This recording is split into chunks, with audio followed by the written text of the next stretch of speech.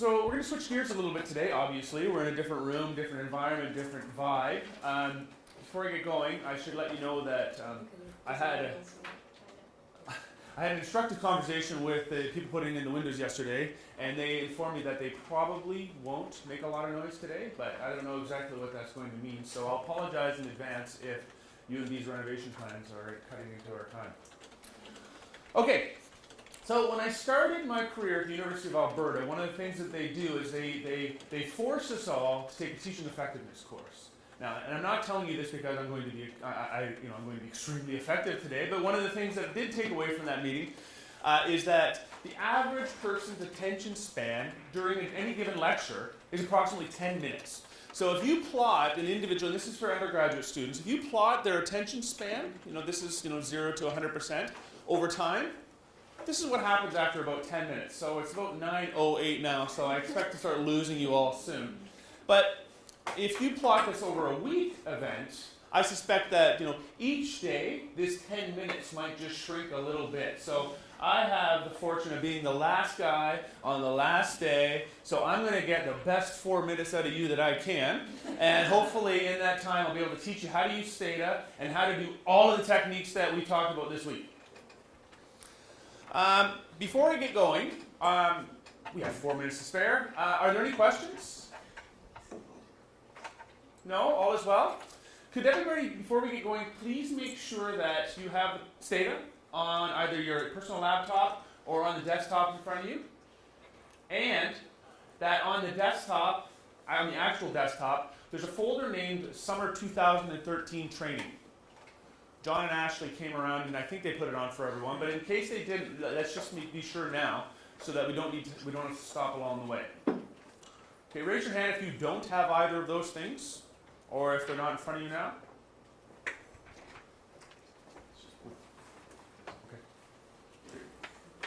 Okay, so the first few slides, I'll keep going while you're doing the first few slides. Okay, so I think as it's probably been happening all week, everybody's individual lecture was a boiled down version of a much, much longer lecture or course that they gave. And today is no exception. I typically take about 10 hours or so to train people on how to get going on Stata, and then we start to work on how to do some of the techniques. So today, as has been the case the rest of the week, we have to compress things quite a bit. What that means is that things are going to fall through the cracks. What I don't want to fall through the cracks are the things that you need to know to be able to go off into your own departments or corners and do these things on your own. So if anything along the way is not clear, perfectly clear, have no hesitation to stop me. Please. Okay? So what I'm going to cover, very briefly, I'll talk a little bit about our institute, just give you a bit more of an idea of what we're all about, what we're trying to do. Talk about some of the software packages that are in there, because this is just one, as you know, and there are various others, and some of you are probably better versed in using Excel. Well, that's okay, because we have Excel there. You can for SPSS or SAS or anything else. It's all there. I'm going to talk about types of data and variables, because that's useful as a foundation for identifying the types of evaluation techniques you can use. Talk about weighting. Then we'll start to talk about Stata, and I don't plan to spend too much time today on talking about Stata because, as I mentioned, it is only one package. I think it's a good one, but there are other good ones. So if I were to use the whole day talking about why this one particular program is so good, I don't think you'd be getting good value. You'd be getting a lousy return on your tuition dollars.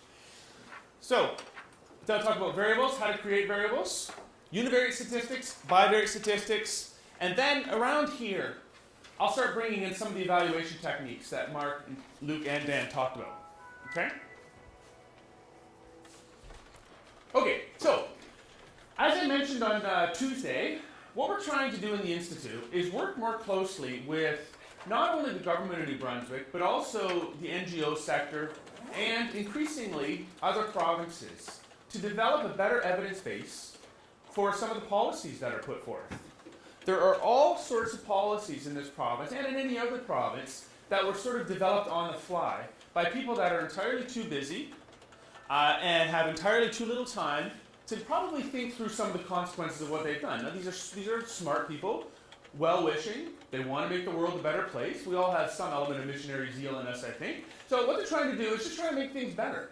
But there are often unanticipated consequences to this. And a lot of these unanticipated consequences were never necessarily taken into account. So it's possible that tweaking or altering programs or policies can make the whole thing run a lot better.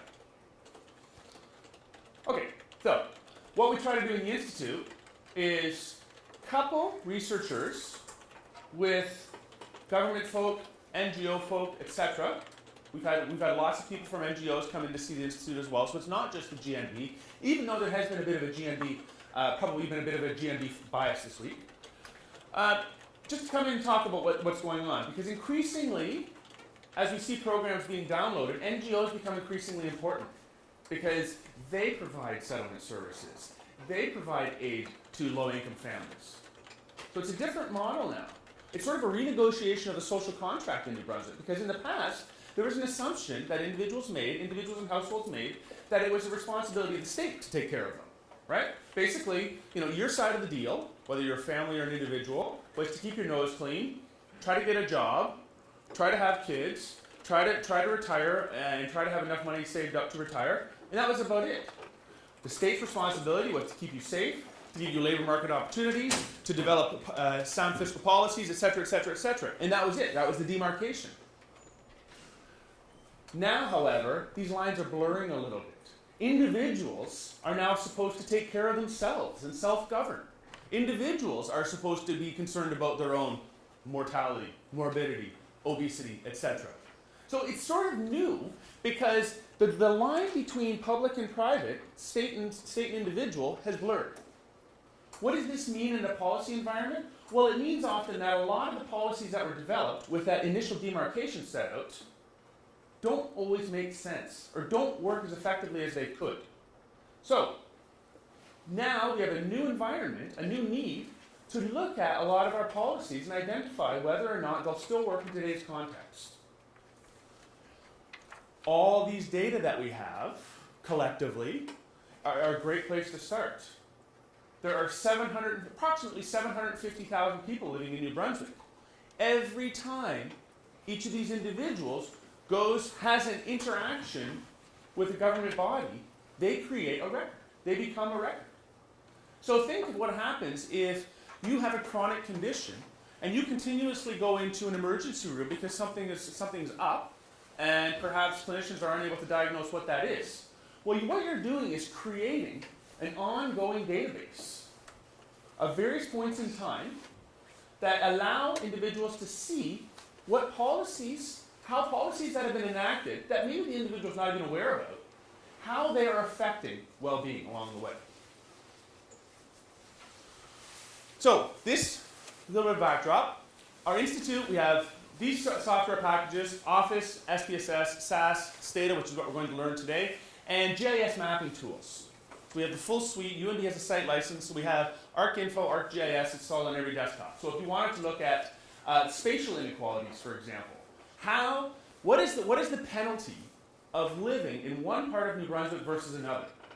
Has anyone ever come across the study in Manitoba, done by the Manitoba Centre for Health Policy, that looks at the effect on life expectancy by bus stop? So it's really interesting because I think it really nicely brings home the point, since we're already here, I guess I can safely erase this. It really nicely brings home the point of the spatial distribution of poverty in Winnipeg.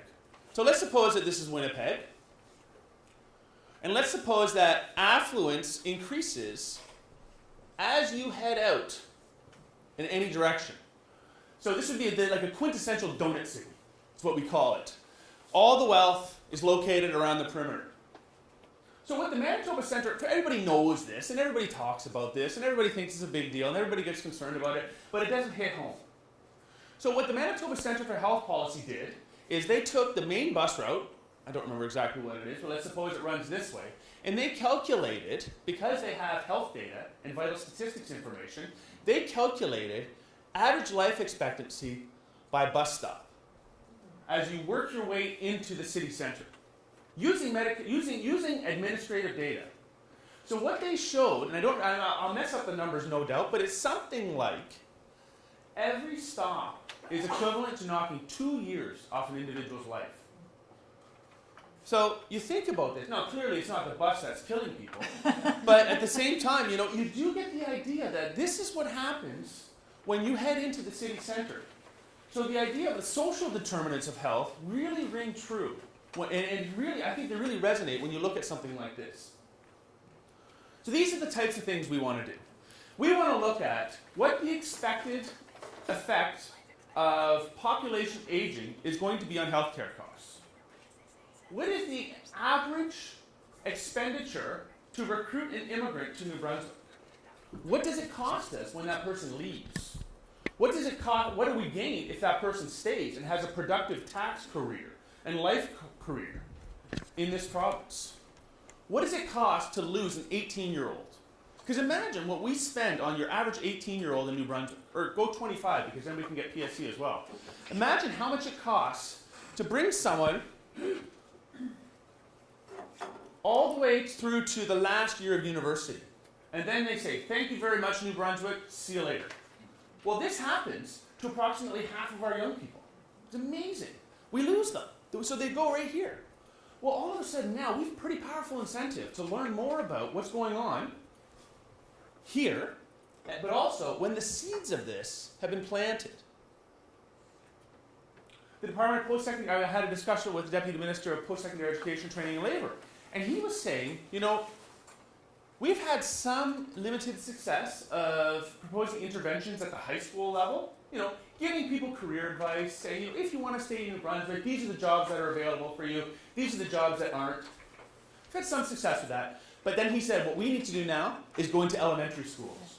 Because the seeds of out-migration, he believes, and I agree with him, are planted much, much earlier. So if you actually want to prevent something here, you need to start doing your homework here. And you need to start figuring out how the mentality, the trajectory of out-migration, where this starts, we know where it ends when someone leaves. So when it starts, and what can be done to alter trajectories at this point. Well, the problem with identifying what happens here is that we have almost no data whatsoever yet on how to link individual elementary school level outcomes with what happens 15, 20 years down the road.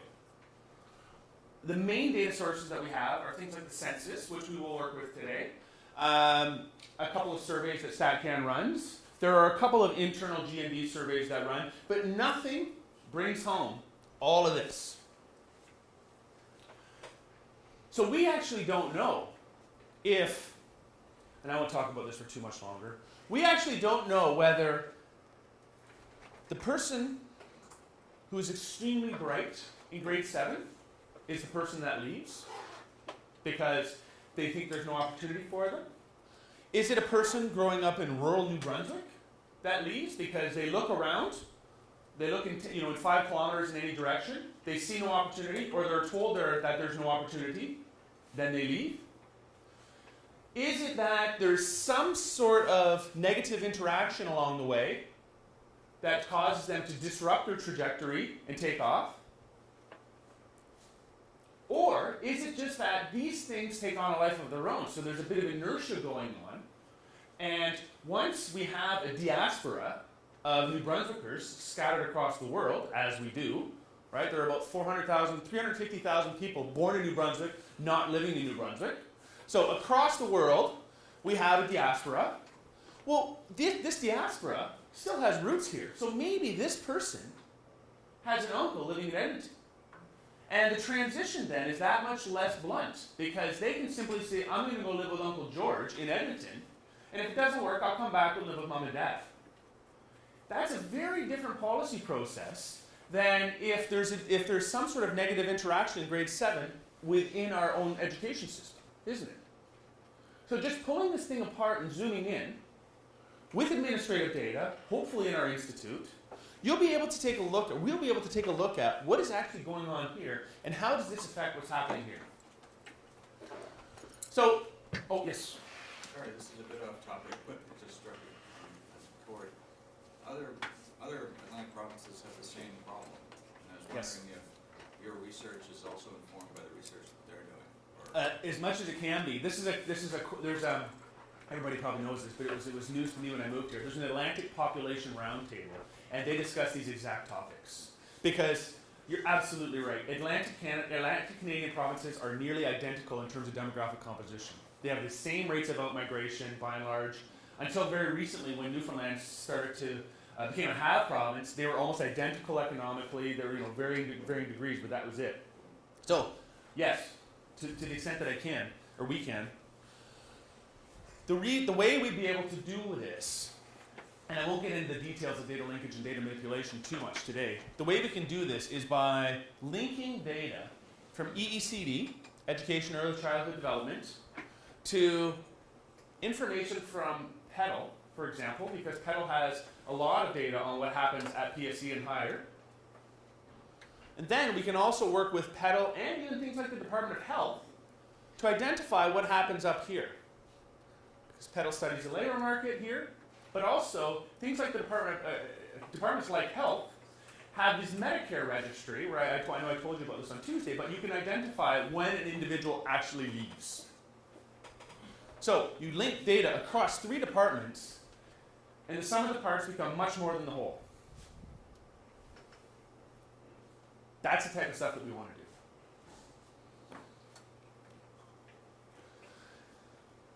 So, I'm not going to bore you too much, I hope, with talking about endlessly pulling apart terms like data, but it is important to have a broad sense of the different types of data that are collected and the uses that each of these data sets have. Aggregate data are typically what you get from StatCan. So if you go to StatCan's website and you say to StatCan, I want to know what the average prevalence of poverty is by municipality in the province. Well, StatCan has that information. You can go to community profiles and they give you those exact data on a 5-year basis. You have the 2006 census, the 2011 National Household Survey, etc., 2001. You can do that. These are aggregate data. Somebody's done the work for you to some extent. Most of the time, aggregate data come from microdata. Microdata, which is what we'll be working with today, are individual level records. So every row on a data set represents an individual. Aggregate, somebody's done the work for you, they've rolled it up, probably put it into a pretty table or graph, and basically gotten it ready for you to cut and paste into your own reports. Aggregate data are great. Governments run on aggregate data a lot of the time. But at the same time, if you want to ask just a slightly different question, well, you can't, because somebody else has decided what's important and what's relevant to include in a table. The next possibility, are there any questions? So far so good? Cross-sectional data. What you have with cross-sectional data is a hypothetical moment at which all data and information are expected to be relevant. So the census, for example, which is one of the data sets I'm more familiar with, changes a little bit from year to year, but usually around May 15th at midnight. That is the census moment. So when you fill out the short form or the long form questionnaire, and you're asked a series of questions about things like the number of children you have, whether you're married, what your income is, etc., etc., etc., the assumption is that information is true precisely at midnight on May 15th. The reason StatCan develops this hypothetical point in time is because it likes to present these data as cross-sectional. So a perfect slice of the population at a single point in time.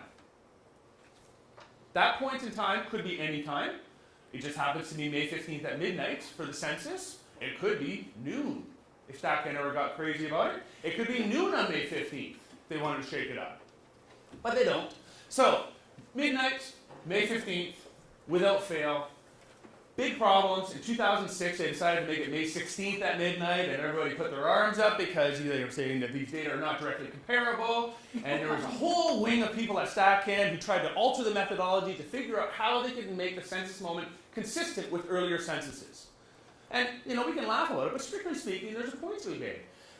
Fertility might be just a little bit higher between those two census years because you have another day thrown in that 5-year period.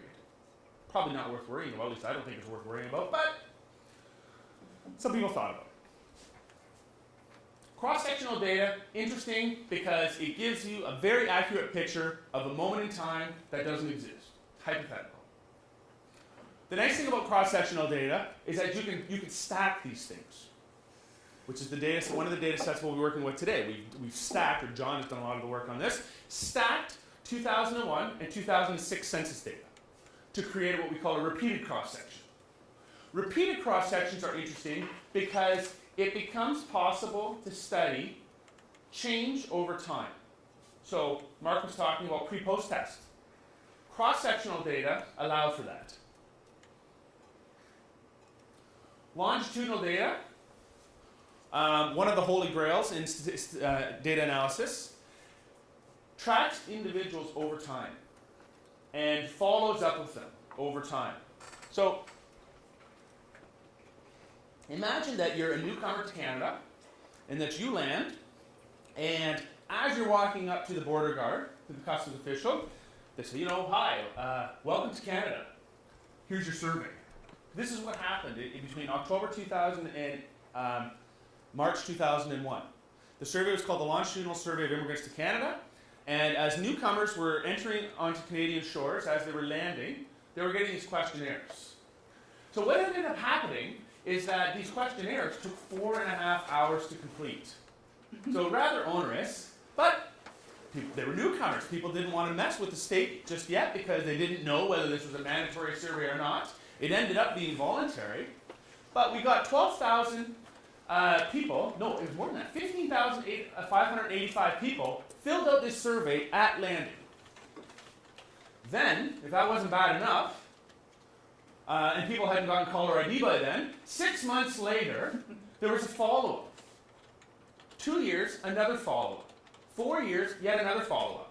And then the survey was stopped because people had gotten caller ID by then, and response rates just kept trickling down. So this is longitudinal data because the same individuals are measured at various points in time. The nice thing about longitudinal data is that you don't have as much problem with, I don't know, did Mark talk about unobserved heterogeneity? A little bit? Yeah. You don't have as much problem with unobserved heterogeneity because you're implicitly following the same individual over time. So if you want to study change within that person, it's unlikely that the change you observe is due to other characteristics across individuals because you have an implicit control because you're studying the same person. So there's the stuff that exists here that he showed with the triple diff. You're imposing a bit of a control of that. Depending on what side of the fence you were born on, some people call these panel data, but the terms are largely interchangeable. Time series, probably the type of data that I'm least experienced with. Time series are typically used by macroeconomists to study large-scale change. So if you wanted to look at how provincial taxation policy affects business activity, taking slices of time every year, you can take it from tax files or something, and comparing the differences in trajectories across provinces would be an example of time series. If you wanted to look at the differences in municipalities, and StatCan hadn't done the work for you, you actually had a data set of municipalities, these would be time series. The key defining feature, as I understand it, of time series data is that you're not dealing with people as observations. It's a higher level, a higher order.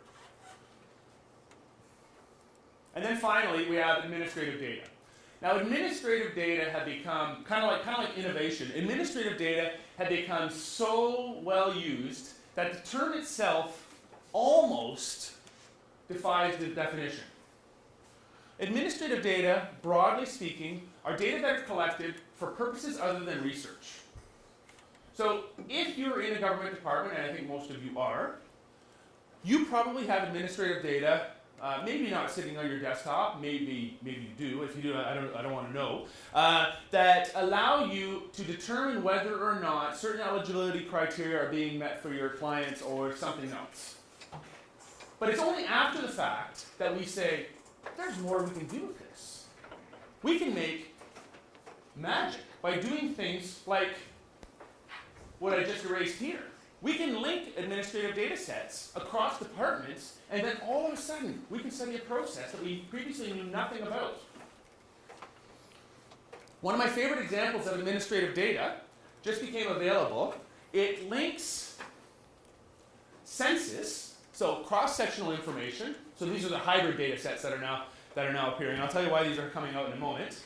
It links the 1991 census, 25 people that are 25 years and older, their long-form responses to cancer registry. So everybody that has any form of cancer in Canada, there's a registry that's maintained.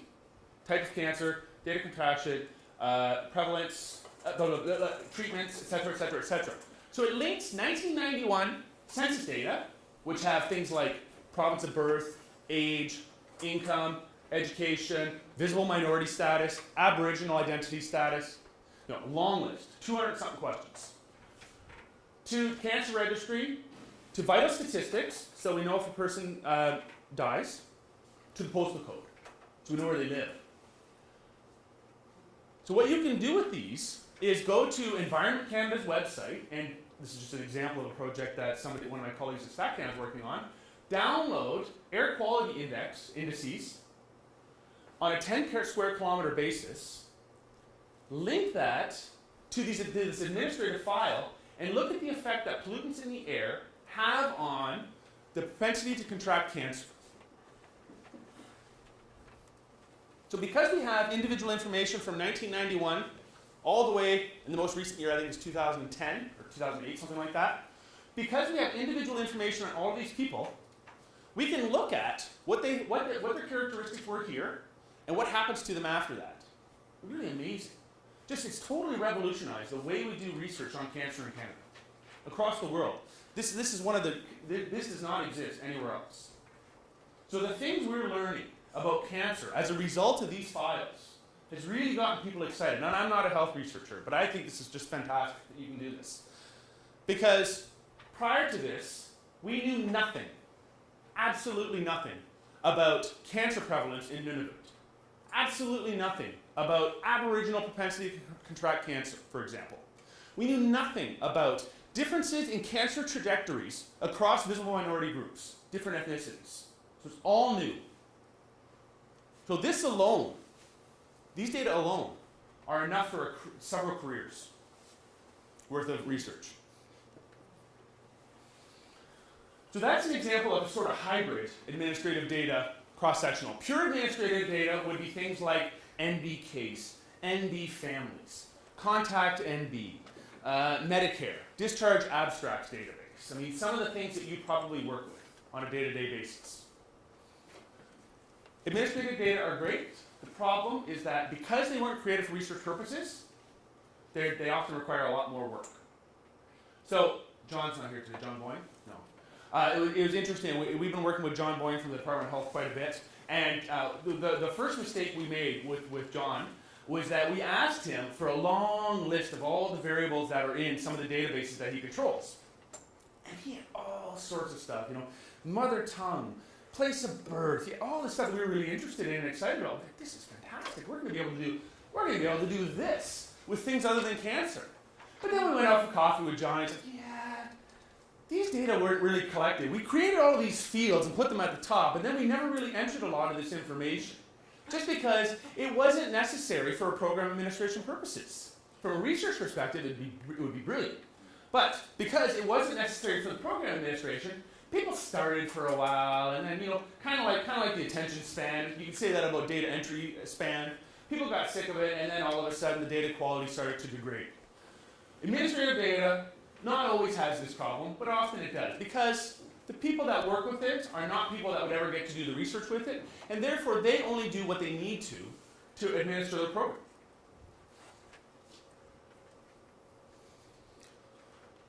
Okay, so you've seen these before. the 6 evaluation methods. I'm going to cover the first 3 today. Okay? I don't think we'll have time to do anything else by the time I get through Stata, and if I go off on enough tangents, we'll never get to the bottom 3. Plus, each of these is probably a 3-day course to do it justice. So yeah, we could gloss over it, but what end up happening, I think, is that we wouldn't do any of the topics justice, and you would just end up hating me anyways, because you wouldn't necessarily know how to do these things, and nobody would be happy as a result. These things, the top 3, build on each other quite a bit more nicely. Okay? So, when you start to map the types of evaluation techniques onto the kinds of data that exist, you see that certain types of data are preferable to others. Aggregate statistics are brilliant for putting together reports. They're great if you have an assignment due the next morning and you need to cut and paste things in a hurry, because somebody's done a lot of the work for you. They'll often even tell you the data source, so you don't have to worry about that, you just paste it. The problem is that, as I mentioned already, you're more or less captive by somebody else's ideas of what's important information. Cross-sectional, you can look at self-assessments if the data are in the questionnaire. Instrumental variables, matching estimators. If you put more than one cross-sectional data sets together, then all of a sudden, you're into self-assessment, pre-post test, difference in differences, sort of. I'll explain what I mean by that in a moment. Instrumental variables, matching estimators, etc. You can do anything and everything with longitudinal panel data. Time series, pre-post to some extent, difference in difference to some extent, matching estimators with a bit of luck. What I mean by a bit of luck is that if you can actually find 2 observations, 2 municipalities that are similar enough that you can match estimators, then you can proceed. But the likelihood of that happening is so small that very rarely would you ever see matching estimators applied to a time series database. I mean, just think about your knowledge of New Brunswick, and think about the municipalities in this province, or counties, whatever you want to think about. Could you imagine 2 municipalities that are close enough that you could make the case that there's only one thing that's different? Probably not. Probably not. And that's true in nearly any jurisdiction. So time series, hypothetically, is possible. Theoretically, is possible. But in practice, not so much. And then administrative data are at least as good as longitudinal data once you get over those coding problems.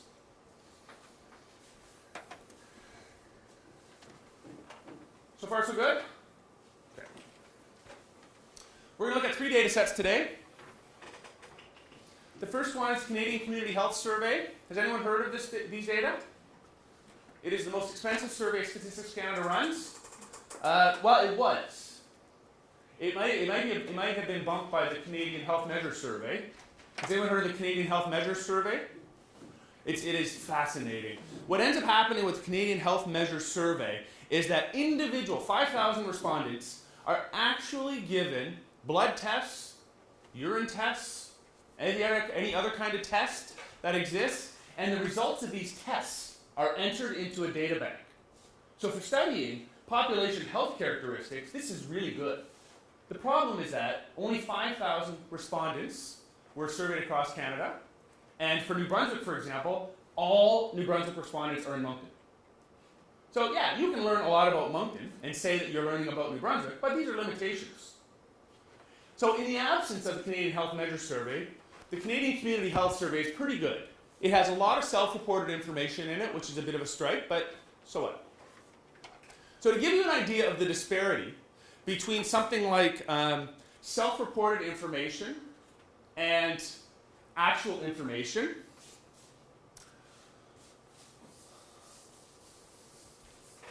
imagine that, you may have once experienced this, imagine that somebody from Statistics Canada calls you and say, hello, my name is blah, blah, blah, I'm from Statistics Canada, I'm collecting information for the Canadian Community Health Survey.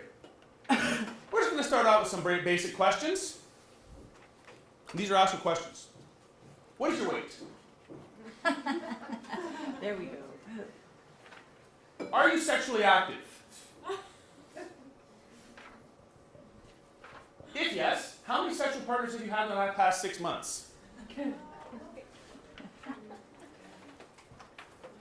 So, you can kind of see what's happening, what's going to happen here. What happens with weight? What do people do? Underestimate. Absolutely. I'm a trim 150 pounds. I'm exactly 6'5", strikingly attractive with a full head of hair. Okay. Are you sexually active? Well, that kind of depends on how old you are, doesn't it?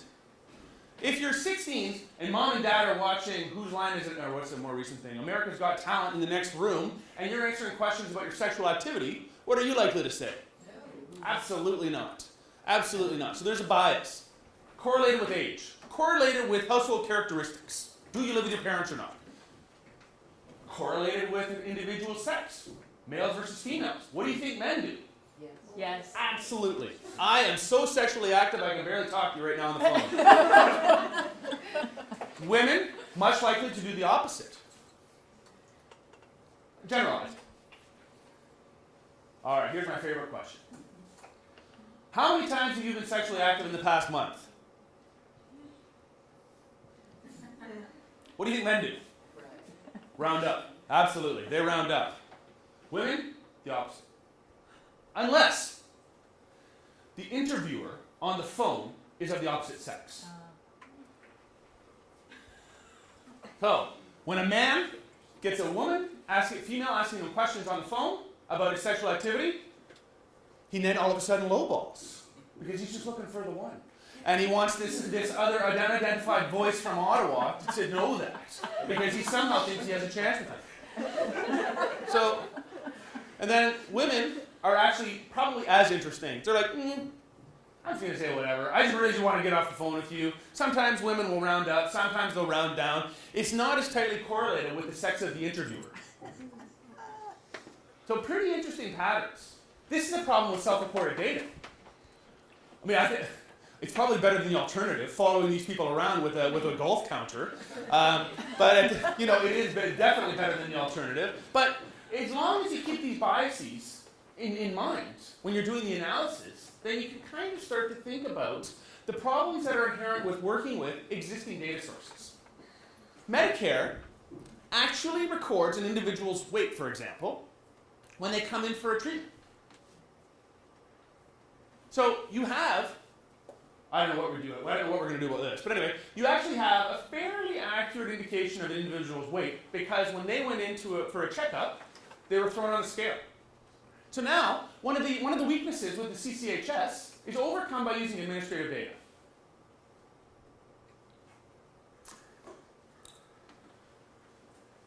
We have a repeated cross-section. So we can look at what's been happening between 2001 and 2006. We can do it by province. Most of the information, with some manipulation by John, most of the information is comparable over time.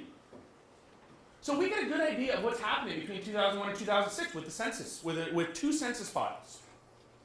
The problem is that there's no straightforward, to my knowledge, intuitive reason to have 2001 as a start point, 2006 as a start point. Why do we have this? Well, it kind of goes back to colonial history when Canada didn't have the authority under the British Empire to determine its own census dates. So Queen Victoria, in haste, said, make it on 01. And every 10 years from that point on. So it was decreed that all censuses in the British Empire will be taken on years ending in 1. This was happening in every colony. So if you look, the Australian census, Indian census, Canadian census, and everything else that was under the part of the Commonwealth at the time, all have censuses on 01. The American Revolution came, and the first thing the drafters thought is that they're never going to do exactly what the British do, so they took a year off. So the US Census is on years ending in 0. But once again, there's no straightforward reason for doing it that way. It's just the way it is. So this does not correspond with business cycles. This does not correspond with demographic patterns. It doesn't really correspond with anything of use. It's just that we're working with what we have. It's a repeated cross-section of data. So, trough in the business cycle, peak in the business cycle. How do we measure the significance of any trend between those points? Youth unemployment went down over this time. Well, is that due to a policy intervention, or is it just due to the part of the business cycle? We'll never know. If we were to just look at the cross sections, we may not know. Finally, we'll look at the IMDb. Depending on how much time we have today, I don't know how much time we're going to be able to spend with the repeated cross section, and I really have to apologize to John for this because poor John. I woke up this morning and I checked my inbox, and there was an email from John from 3:21 a.m. Hey Mike, here's the repeated cross section census file that you were looking for. I hope it's okay. So I really hope we get a chance to use it because I have a hunch that John spent some time on it last night. Okay. You did. Well, yeah. That and picking a tie. So, IMDb. Is anyone familiar with the IMDb? Heard it? You worked with it? Pretty interesting file. When Citizenship and Immigration Canada admits immigrants, the first thing they do, after giving them the longitudinal survey of immigrants to Canada questionnaire, is they give them another questionnaire. This one's called the Permanent Resident Data System. It used to be called the Landed Immigrant Data Sheet. What it does is it asks basic socio-demographic and immigration information. Things like, what is your admission category? Some of these things are filled in automatically. What is the primary immigrating unit? Are you an individual? Are you coming with a spouse? Are you coming with spouse and dependents? What is your educational attainment? What is the last country you lived in? Where do you plan to go in Canada? Etc. Then, this file is sent over to the Canada Revenue Agency, where it's linked to tax files. So what you have, starting in 1982, is full tax information, everything on the T1, linked to individuals and landing characteristics. So pretty interesting for studying things like earnings trajectories, pretty interesting for studying things like mobility, pretty interesting for studying whether immigrants that come to Canada actually have a clue about where they're going. So take a guess. What proportion of immigrants actually go to the destination that they state, for example? Any idea? Megan probably knows. Yeah, 0. Oh, I should say 0. No, it's higher than 0. About half. About half. Half of all people actually end up where they say they're going. Doesn't necessarily, pardon me, Joanne? Do they stay is another question. That's right. So now the follow-up question is, okay, so they actually went where they said they were going, but do they stay? And if they don't stay, why don't they stay? We can start to look at some of these things using the IMDb. The problem with IMDb, and every data set has a problem, is that all you have is a slice of information from respondents at time of landing, and you don't know what happens to them afterwards. You don't know if their marriage dissolves, you don't know if they get married, you don't know if they lose their job, if there's a disruption, you don't know anything.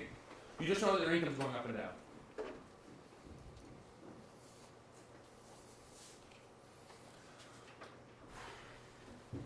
You probably learned this a long time ago. I'm going to go through this very quickly. And I just want to be clear, I'm not trying to insult you. You probably know these things. I just want to be sure that everyone's on the same page, because the types of variables you're working with, have a strong impact on the types of analysis you can do. And I see many of you taking notes, which is absolutely fine, but I will also make these slides available afterwards. I'm more of the opinion, and I think my other co-presenters would disagree with me, I'm more of the opinion that it often makes sense to give the slides up afterwards, so that people kind of listen and they focus and they're not just staring at the page. I have no data to back that up, but I think it's often a little bit more effective, so that it's a little more interactive. For basically 3 different levels of measurement. The first one is nominal. So nominal information is probably the least desirable statistical information you can imagine, because it gives you nearly no information of statistical interest or use. Not use, of interest. So let's suppose that we have a hockey team. And, oh, did everybody have this? Yeah, the password is h.2013. No, it's research.20. Raise your hand if you need to copy this down still. Okay, I'll wait. Sorry about that. Carried away. And it's capital R, isn't it, Emma? Is Emma here? Capital R, okay, thank you.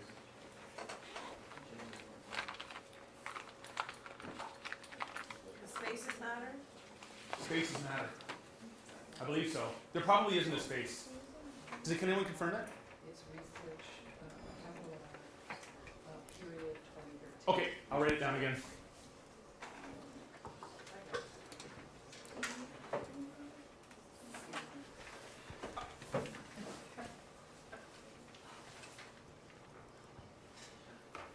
Emma's handwriting is quite a bit better than mine. I almost failed grade 3 because of my penmanship.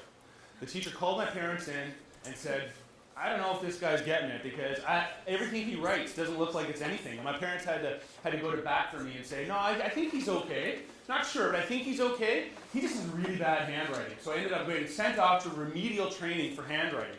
And the problem was that I couldn't hold on to the pen properly, so I started typing shortly thereafter because my handwriting is so abysmal. Anyway, probably more about me than you needed to know, but here it is, research.2013. All right, so back to our hockey team.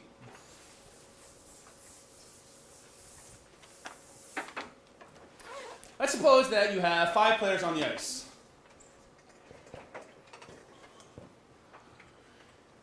This is nominal information. Even though these are numbers, and you could add and subtract these things, you could figure out the range, and you could do all this sort of mathematical manipulations that you'd be able to do with any other form of data.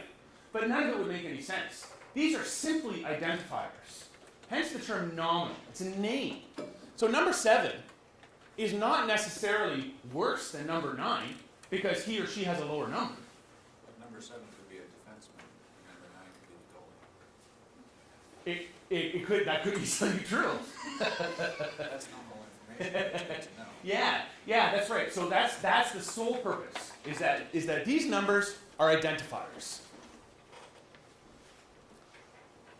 So you can't do a lot with these things statistically or in terms of program evaluation other than to compare between categories. So this information on its own is not very useful. Now, I don't watch hockey, so I'm about to get myself into trouble here. What's a good measure of quality of a player? Not a goalie. Number of goals, all right. So let's suppose that player 7 has 100 goals and player 9 has 99 goals. Well, now all of a sudden, you can compare these two players and say, well, I think 7's a little bit better because they've been scoring better. But you need this additional piece of information in order to make this useful. So these are simply identifiers. So the characteristic of nominal information is that you cannot rank or measure distances, between observations. So it's not like that number means anything. It's not like there's any inherent intuitive difference between this ranking without other pieces of information present. Ordinal information goes one step further. It says, well, we can do better than this. What we can do is actually develop a platform for ranking observations. So the best example that I can think of ordinal data is anything to do with an attitudinal survey. Things like, do you think that New Brunswick should increase its provincial income tax rate? And this would be ranked such that you'd have, this is just an example, strongly agree, and you'd have agree, medium, blah, blah, blah, blah, blah, to strongly disagree. Now, the difference is that somebody who responds here has a lower level of agreement than somebody up here. Right? So, you can rank observations based on the response to this question. What you can't do, so this is good, we're getting somewhere, right? Now we can rank at least, so we can look at the differences, especially if you started to do something like an ordinal indicator of poverty status or something like that. You could rank communities.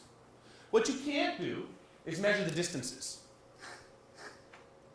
If somebody says that they agree, and somebody else says that they strongly agree, how much higher is the level of agreement in the second case? Well, we know that it's more, but we don't know how much more. Furthermore, and this is a little bit about survey design, a little tip on survey design, if individuals are given the opportunity to select a neutral category, in true Canadian fashion, darn it, they will circle that category. How do you feel about Canada being lit on fire across from sea to sea? It's almost that bad. I mean, Canadians are the worst survey respondents because they're indifferent and ambivalent about nearly any question. So what you need to do in Canada as a survey designer is get rid of neutral. Force them. Force them to choose. Do not give a neutral category because they'll select it. So even if, they still try to be as neutral as possible, they'll go here, but at least you're forcing them to make a bit of a decision about whether they believe that Canada should be lit on fire from sea to sea. Something. Sorry, that was the most drastic example I could think of. But that's what's happening. Ordinal data. You can rank, but you cannot measure distances between categories. Well, you probably see the freight train coming. Continuous information combines these things and allows you to not only rank, but also measure distances between categories. So if, let's say that the temperature yesterday was 20 and the temperature today is 10, well, we know that it's twice as hot. Doesn't really make sense to talk about it that way, but it kind of is twice as hot. Furthermore, if I as a professor earn this much, 10,000, and you as a civil servant earn this much, you know that you can measure the distances between these response categories and choose to go into the public service as a result of it. Because you know, with a fairly high level of accuracy, what the difference is in earnings. Okay? So I hope I sped through that quickly enough. Thank you. Okay, are there any questions about that? Because what's going to happen next is that we're going to look at these levels of measurement and start to think about what we can do with univariate statistics. So can we calculate an average for nominal data?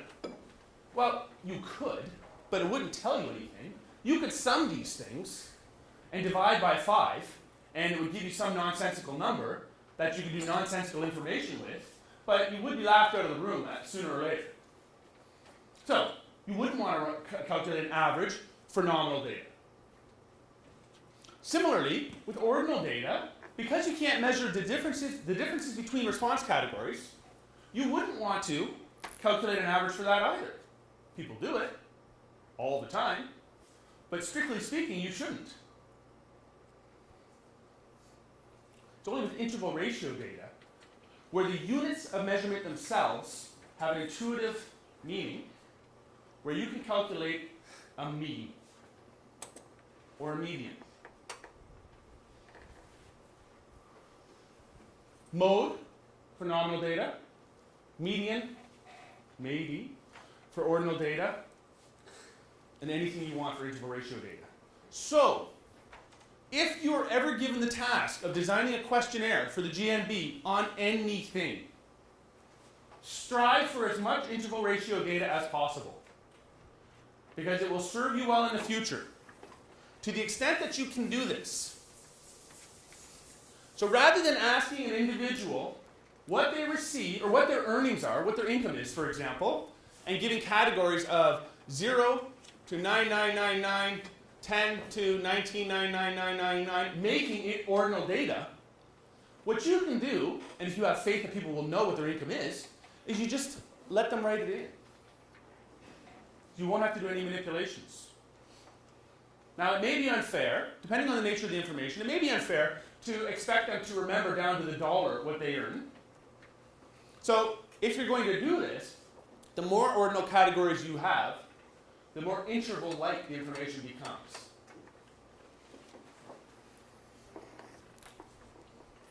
Okay. So, I won't talk about it again, I promise. But I wanted to get past that. Any questions? Waiting. Yes. The notion of the ranking data 0, 1, 2, 3, 4 if you're happy or whatever. The GMB survey of I don't know what the hell they surveyed, our attitudes or our happiness or whatever it was that they just finished. you always get an average number back. So what have they done in the background? They've taken, X times 0 plus 5 times 1 plus... They've calculated mean. So they've summed these things. So let's suppose you're given... I knew I was going to get myself into trouble. Let's suppose that the government of New Brunswick, who's generously funding our institute, designs an attitudinal survey, and they have a series of numbers for, what is it on, job satisfaction? Do you feel that you can make a contribution to your work unit and a whole bunch of airy-fairy stuff? Okay. No judgment there. Okay, so let's suppose that the GNB issues an airy-fairy questionnaire, and that they ask you a series of things about how you feel you can contribute to the workplace. Is that fair? Yeah. Something like that. And, we have 10 respondents here, 15, 17, I don't know, 19, because most people think they can make a difference. What you would do is multiply, you're right though, Megan, yes. Multiply these things through, and then divide by the number of respondents. Okay. That's what you would do. So you get a number back that comes in at 4.25, and you would know that the true value is somewhere in there. The true self-reported value is somewhere in there. So is that information useful? Maybe, but it depends. Like, let's suppose that the government in New Brunswick, to bring back a previous example, and I'm not knocking the government of New Brunswick, I just, this happens all the time. Let's suppose that the government of New Brunswick put in that dreaded neutral category because they forgot that we're Canadian, and then everyone circled that. Well, what you have is a whole clustering of individuals here, when really, truth be told, they probably lie in some other direction, but they're worried about their ADM or director taking a look at this information, so they put that they're neutral, because that's defensible. And then that makes this number just a little bit less meaningful. Could also be a bimodal distribution. Absolutely, yes. Yeah, so what happens if, you have the people that are counting the days to retirement, and the people that are counting the days to go till the weekend's over? And you get the average, and it's in the middle. Is that useful information? Probably not. I think you'd have to do a little more background. And we'll look at that. You need to look at the distribution of observations. Good question. Okay, weighting. Now, because many of you work with administrative data, you may not have a lot of exposure to weighting, but the underarching concept is very, very easy to grasp. So let's suppose that you are running a government organization at the federal level, let us call it Statistics Canada, and you have a limited budget given by a random government, let us call it the Harper government, and what this random government has given this random organization is the mandate to collect information on the population of a province. They do it in the form of the labor force survey. Does anybody work with labor force survey in here? A few people? Does anybody know how many respondents there are in the labor force survey in New Brunswick?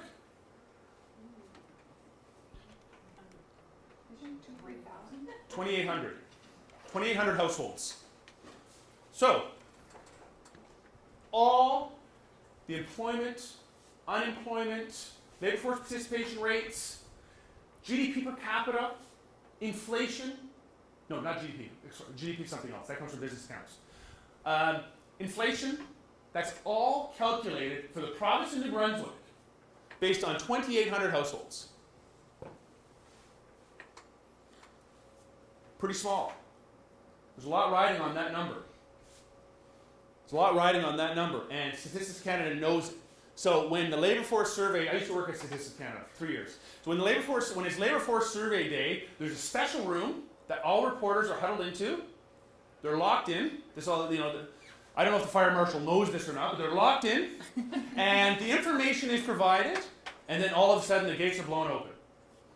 So that room, I'm told, is encased so that it blocks out cell phone signals, so you don't have somebody texting what the inflation rate is or something else, because that has a profound influence on the stock market. And everyone's let out and given equal opportunity to broadcast the information. 2,800 households. So think of, you know probably better than I do, The geography of New Brunswick, the size of it. Once you start drilling down into sub-provincial geographies, things get pretty small. Especially if you start to break it down by any sub-provincial geography. That's my lousy rendition of New Brunswick. Sub-provincial geographies by occupation, by income category, by employment status. It does not take you long to get into cell size issues, sample size issues. So, what Statistics Canada has experimented with, but has not embraced fully yet, is the idea that you can benchmark this survey, these people, to the broader population. And this broader population would be taken from a census. So this is part of the tragedy of losing a long-form census. We lose this information. We lose the benchmark. 2,800, and I suppose that there are 750,000 people in the province. We do not know the extent to which these individuals are a perfect representation of these folks. In the absence of a registry, we do not know. So what ends up happening is, so far, because we don't have a weight for the labor force survey, we assume that we've gotten a perfect caricature of the population. So, if this is New Brunswick, this is the sample. It is perfect in every way. So you should be very skeptical of this. When you hear about the city of Fredericton having month-over-month changes in employment of a percentage point, or unemployment of a percentage point, be deeply suspicious. Because the amount of labor force activity, the amount of industrial activity that would have to occur for a 1 percentage point change in an unemployment rate is profound.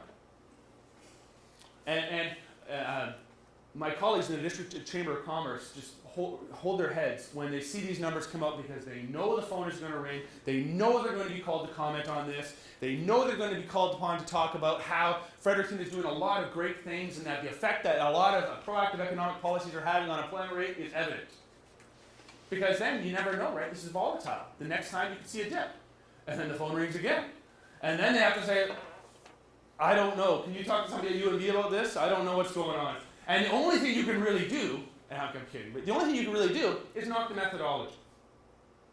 So what Statistics Canada has done, increasingly over time, is they'll do what we call a moving average.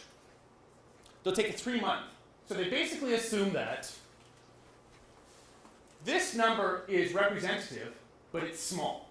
So we'll just stack observations on top of one another to make a 3-month moving average, for example. Then we'll have 7,600 observations and 8,400 observations, and that'll be better. Another possibility isn't used with the labor force survey, but is used with other samples, like the longitudinal survey of immigrants to Canada, is to take a look at these folks and identify the representativity along competing dimensions. So John Ashley and I just did this for the MPHEC, the Maritime Provinces for Higher Education, and looked at the representativeness of their graduate survey. So when we say in NEAR that we find that we have, of 2,800 people, that we have 500 people working in forestry, that's a little bit high. That doesn't really map onto how the province looks overall. So what we need to do is either A, pull those people down so that their influence is diminished, or prop everyone else up. And the way you prop that up is through weighting. A weight is basically a multiplier. And it says that when you're dealing with observations in a data set, every time you see somebody with forestry, so let's suppose this is a forestry person, and this guy is a demographer, every time you see a forestry person, pull that person down by giving them a weight of less than 1. So it'll be less than 1. Every time you see this person who's dramatically underrepresented in New Brunswick, give them a weight of more than 1. So that when you calculate these statistics, it will give observation B heavier influence than observation A. That's weighting, in a nutshell. It can be made a lot more complicated than that, but it doesn't need to be. One last thing. Sometimes, if there's enough foresight in survey design, people will say, I think we're going to have trouble getting a sufficient sample from population subgroup X. So what we should do is aim to oversample them. So it's intentional. Oversample them so that some meaningful analysis can be done. So what happens with the LFS is that people living in poverty are oversampled in New Brunswick, intentionally. So sometimes it happens by accident, as a forestry example suggests. Sometimes it's intentional. Theoretically, the differences are obvious. Analytically, it doesn't really matter. They're just weighted. The differences are weighted out. The implication, however, is that it is deeply important to remember that there are on all surveys, except administrative data, most of the time, weights that need to be used whenever you're calculating any statistic. Administrative data, and these are the names of the weights in the files that we're going to get into just after the break. Administrative data don't have a weight, by and large. 2 reasons. What do you think they are? You've got a record for everybody. It's its population. You have everyone. What else? It's a sample based on a program. It's already selected. And it's administrative data, right? So nobody thought about research. You don't need a weight for program administration. All you need to do is identify whether that individual meets the criteria. There's no purpose or need for a weight in that process. It's only when you get to the research process where you try to generalize from the data about broader trends that you have to ensure that that person is adequately represented in the database. 2 reasons then. One of them is more concerning than the other. The fact that we have a population is great. Every immigrant that files a tax in Canada is in the IMDb. So, you don't need a weight because this is the same as this. So if you were to assign a weight, you'd give everyone a weight of 1 because they're perfectly represented. Because they actually represent the sample from which they purport, they're taken. The second one is more troubling, the weight. Administrative purposes. We don't know necessarily that we have everyone. We assume that we have everyone, but we don't know necessarily that we have everyone. A perfect example of this is Medicare registries. So before I moved to New Brunswick, I was at the University of Alberta, and I was the chief demographer on the oil sands projects. So what we were trying to do with the oil sands projects is get a broad idea of how many people fly in and out to the regional municipality of Wood Buffalo. The census tells us that it's about 20,000. 20,000 people fly in, fly out. The regional municipality of Wood Buffalo, which is where Fort McMurray is located, says that those numbers are so far off that they can't be believed at all. I had a meeting with the mayor of Fort McMurray, and he said, do you know that we issue 55,000 bed certificates every year on an ongoing basis? So, he said, I don't think at any point in time, or she said, I don't think at any point in time these beds are all full, but an awful lot of them are. And even more so, people are flying in and flying out. So there's a rotational basis. So the mayor said, I'm not doing your job and I don't want to do your job, but I would start at about 55,000 as a starting point, rather than 20,000. What's a bed certificate? Oh, every time, cash grab. Short answer is that it's a cash grab by the regional municipality. So what they're doing is they issue bed certificates, and you're not legally allowed to house someone unless you've been issued a bed certificate as a camp owner. The official explanation of this is that there were some pretty harsh conditions, and this is a way to monitor quality. But the other side of it is that these bed certificates cost money. So it is a bit of it's a bit of a revenue grab for the municipality. Industries refuse to provide the counts that they have for bed certificates because it's a competitive advantage. So if Suncor, just pick a random example, Suncor has 20,000 bed certificates, they won't tell you that number because if Syncrude finds out that Suncor has 20,000 certificates and that the number is going up, well then all of a sudden it's a pretty good indication that they're ramping up activity They must have found something somewhere. So then what Syncrude would do is send out their helicopters. It's amazing what happens up there. They send out their helicopters and they fly around to try to find out where Suncor is because they suspect that a new reserve has been found. So, competitive advantage. All of these numbers are suppressed. So, we don't know. It's a long-winded way of saying. We don't necessarily know the representativity of people at any point in time, even with administrative data. Because these bed certificates are not designed for the purposes of research. They're revenue getter. So, in an ideal world, we would actually be able to second these data and work with them a little bit to identify where these people are, who they are, and where they're coming from. Does anyone have any idea how many people fly in and fly out of New Brunswick? No, nobody does. We have no idea how high the number is. We don't know how many people go in and go out. Anecdotally, the numbers seem to be high, but we have no idea of the trends. We have no idea of the amount of revenue that's brought back, repatriation of funds in people's pockets. I know that when I was flying in from Edmonton to Toronto, a lot of the time I was sitting beside somebody from not just the East Coast, but New Brunswick. New Brunswick or Cape Breton came up an awful lot. So we don't know. Wouldn't it be fascinating to find out how we can figure it out? Weighting. Important.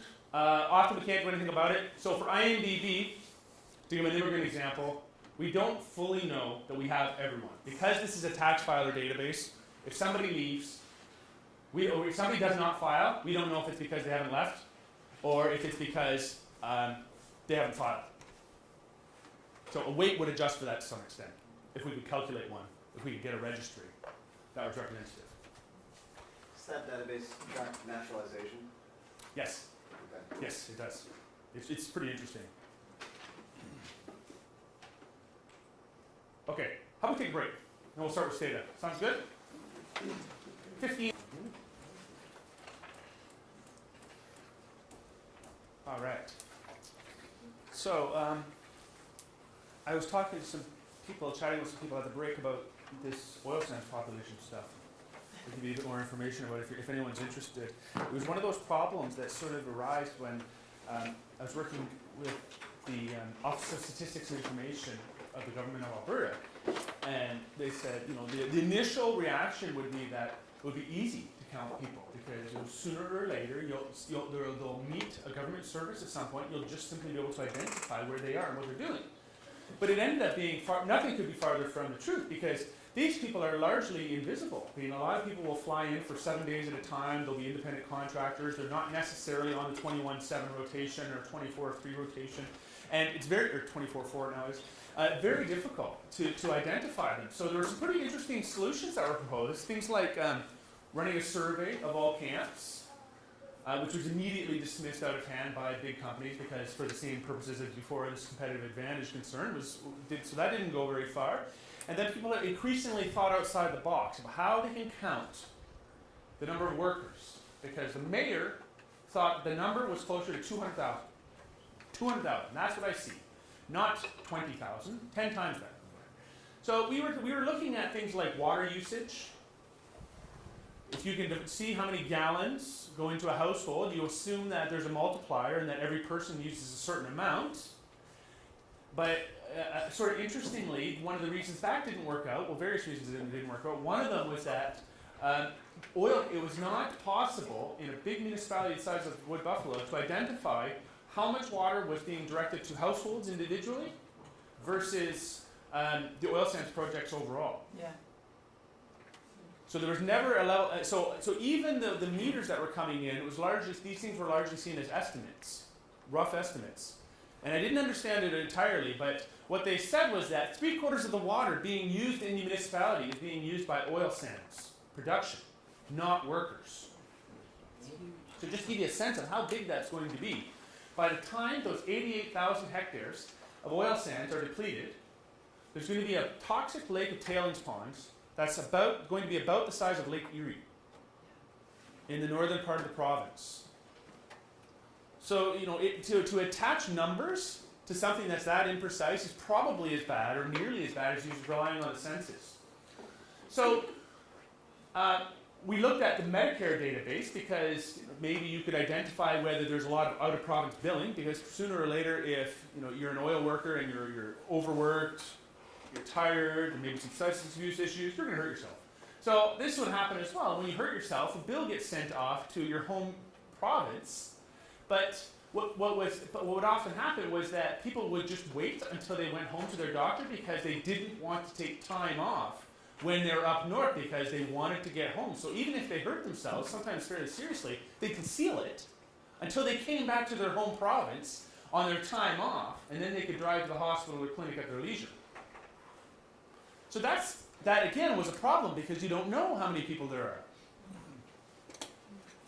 Cell phones, that was a non-starter because of confidentiality concerns.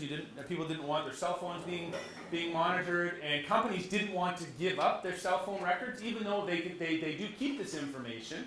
They didn't want to give it up because one of the concerns was that it would give others competitive advantage, and if this ever fell into the wrong hands, you would know a lot about the migration patterns. Can't you just Could call the NSA. security and files? And that's one of the things that they ended up doing. That's what they did. Yes.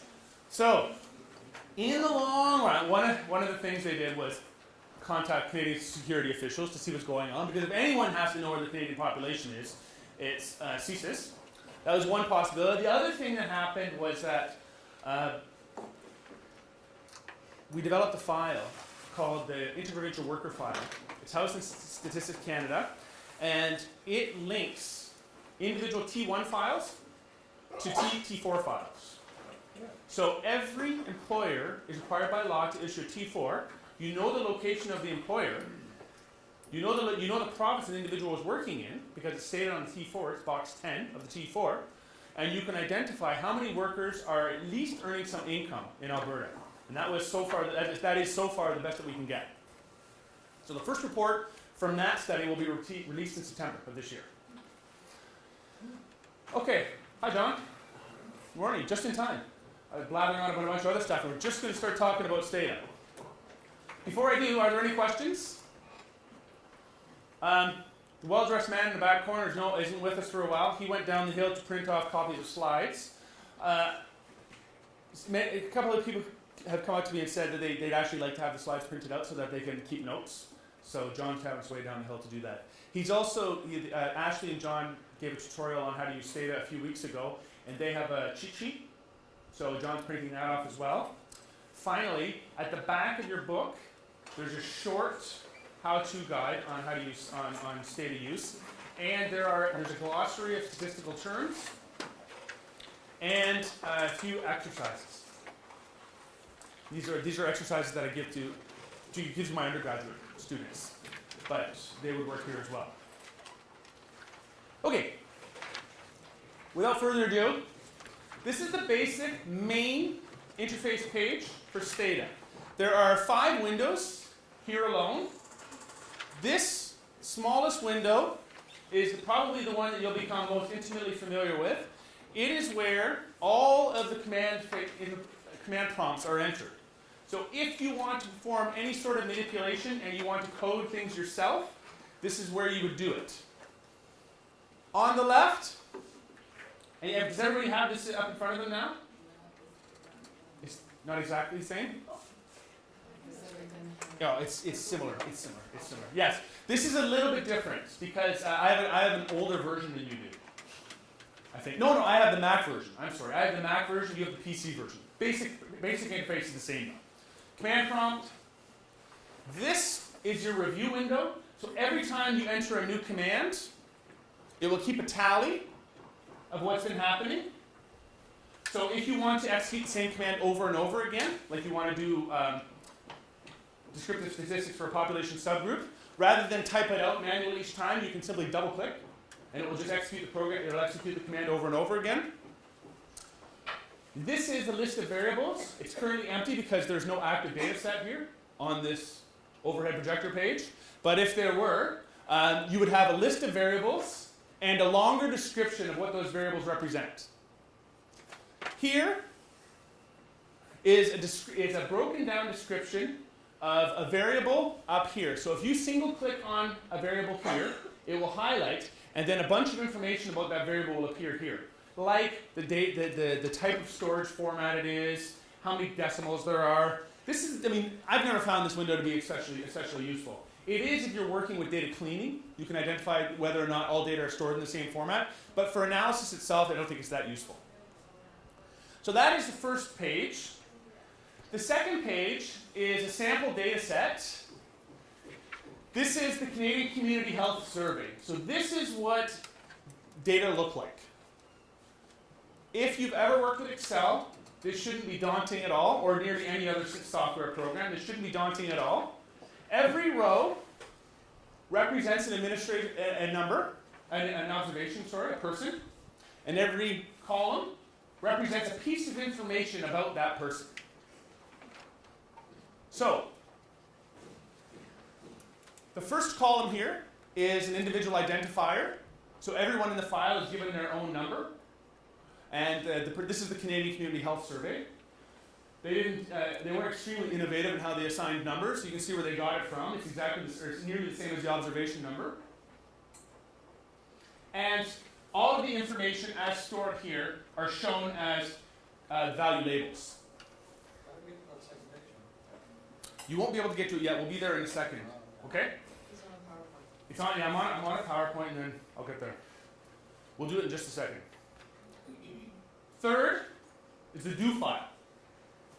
So if you are doing a lot of work on a data set and you want to keep track of what you're doing, which is often the case, rather than try to remember what individual commands you've entered, because you'll certainly forget some, or at least I will, you have the option of creating a sheet, basically a log, a tally sheet of everything that you've done to the data.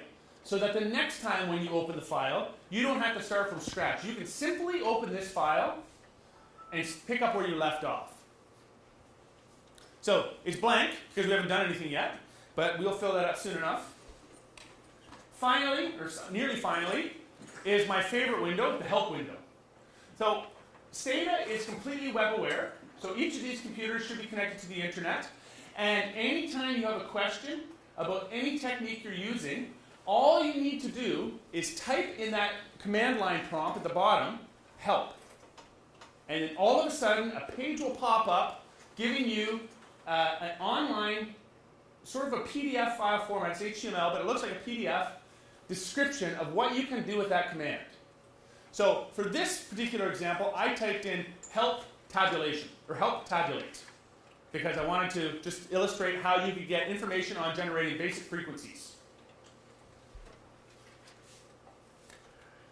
And then finally, because Stata is web aware, A, because Stata is web aware, B, because there are Stata groupies and Stata nerds out there, what the company has done is it's allowed us as individual users to connect to that broader community.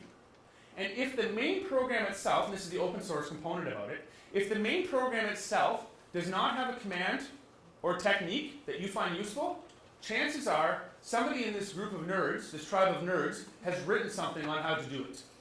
So Mark, who is a member of this tribe of nerds, I can say this now that he's gone, mentioned yesterday the nearest neighbor matching techniques. Well, if you notice, and I'll jump back a few pages, I asked in this page, so I typed in here and hit enter and asked to see if there was a program on the web that allows us to do the nearest neighbor matching. So and the command to go on the web is webseek. So what came back from webseek is this. There are two entries. First one is from Stata's online journal. So there's a journal of Stata, in case the program itself isn't boring. They have actually created a journal to exemplify the boredom. And it is open access, freely available on the web. You can see that this is a hyperlink. If you click on that, the article will open that teaches you how to use nearest neighbor matching. This is the actual module. So if you click on this, and we'll do this in a moment, I don't know if you'll be able to do it without administrative privileges, but if you click on this, it will automatically install this program and store it in a database, in a library, locally. So from now on, if you click this and installed it, you wouldn't have to go back and find NN match each and every time. It creates a running tally.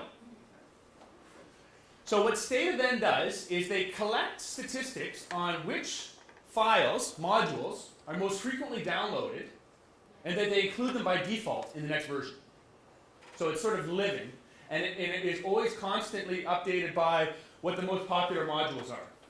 So just as seasons and fashions and everything else come and go, so too do statistical techniques. People do things at certain points in time because it's in vogue, and what Stata is able to do is actually keep up with the times by using open source, more or less, to update all the time.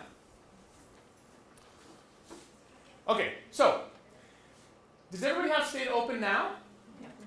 Let's just check out how to get this program. I'm going to escape out of here so that I'm minimized.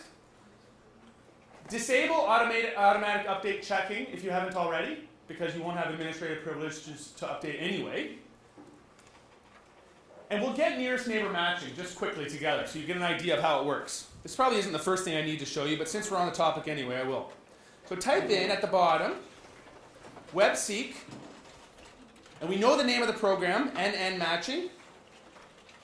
So we don't have to do any broader searches. You type in webseek NN match, hit enter. You should get a window that pops up and looks exactly like what I just showed you.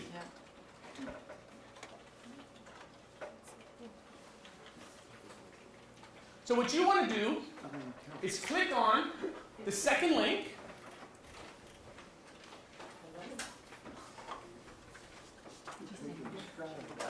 Scroll down. You get all the information about the person that created it. And a little bit of the versions, the version that they created for, who the author was, etc. This is actually somebody who works for Stata. So not only are they paid by Stata in their spare time, they also work for Stata. Here are the files that you're aware of, how you install everything.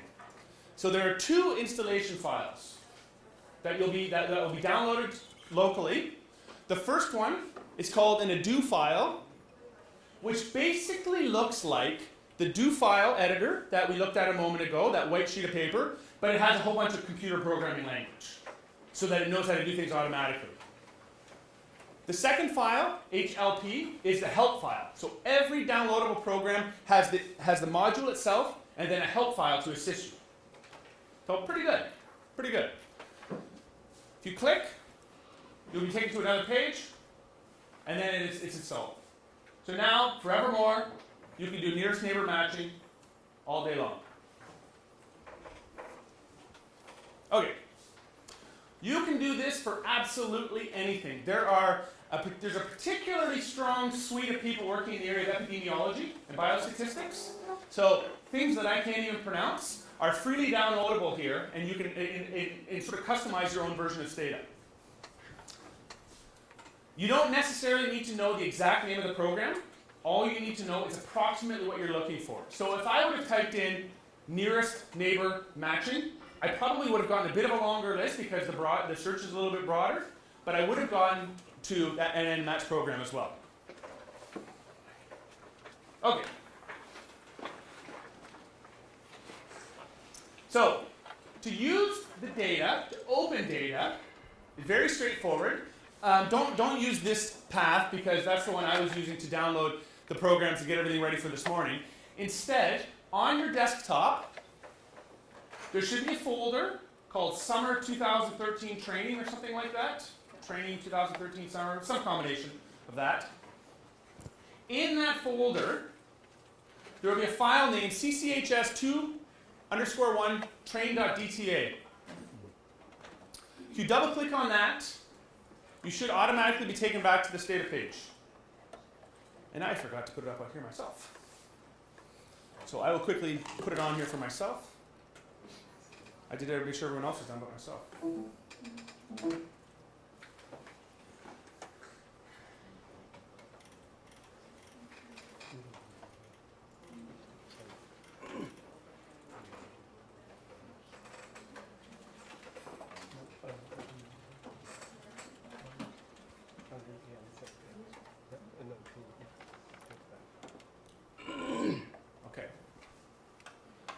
now know that you have an active data set. You have a long list of variable names that have come up here. You can sort these, and this is similar for all statistical programs. So I'm talking about Stata, but you can do this with anything. You can sort by variable name. You can sort by the label. However you think the data are best organized. If you click on any particular variable, you'll notice that a bunch of information about these variables pops up. Below that, you have a little bit of information about the data set. So you know how many observations there are. You know how many variables there are. You know what the size of the file is. Not especially useful information, but it's there if you need it.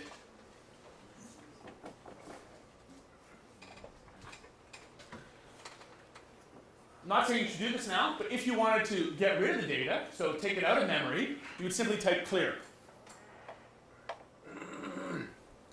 Stata is fairly intuitive. If you want to save the data, like let's suppose you do some manipulations and you create variables or something else, which we'll do in a moment, use the command save.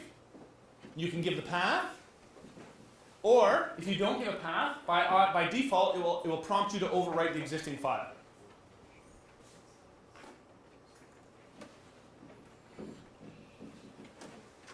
If you want to sort data, like let's suppose you wanted to sort by the ID, that 1, 2, 3, 4, 5, 6, 7, 8, 9, you would simply type sort ADMC underscore RNO, or it's possible, I have two versions of Stata open, just give me a second here. It's possible to type in the command line.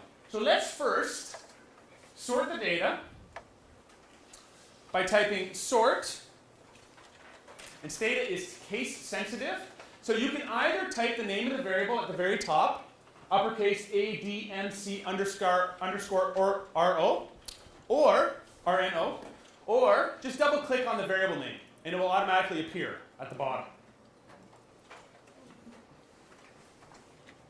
So your command would look like this. Once you have that, you hit enter, and it looks like nothing has happened, but something has happened. And the way to check if something's happened, most of the time, is by using these shortcut commands along the top. So, John asked a moment ago where you would go to access the data. Along the top, you should see two different little spreadsheets. One of them has a pencil, and one of them has a magnifying glass. The pencil allows you to edit the data, so you'll open the data file, and you can edit it right in the spreadsheet.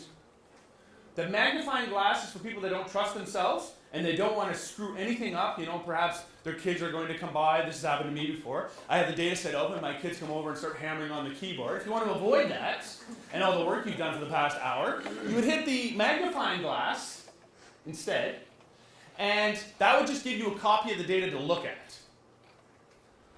But since my kids aren't here, I think we can look at the pencil one. What will pop up automatically is a copy of the data. Yes. So is there any place where the whole data set is kept without any of the work that you do? No. No. What will happen is that, multiple versions of the data are kept. So when you open Stata, there's a copy kept, Right. and then there's a working copy that's taken from that. So when you close the data, either by exiting the program or typing clear, it will ask you if you want to use the preserved one, the original one, save changes, or use the new version. So can you do a save as and then have Yes. two versions? Yes, no problem. All that stuff's right. Absolutely. So along the top, just quickly, because Brian asked, along the top, this looks very much like every other Windows program. It's the same stuff. Yeah, it's absolutely standardized with any other program, nearly any other program on the Windows platform. You would simply select Save As. All right, let's go back to the data. So, it's not obvious that much has happened here because these data were already sorted by this variable, right? So that's kind of boring. Let's do something different. Let's say instead of sorting by this fictitious identifier, we want to sort instead by geographical province code, the second variable. So to do that, you need to exit the data editor because you can't edit a data file when this window is open. And you simply type sort.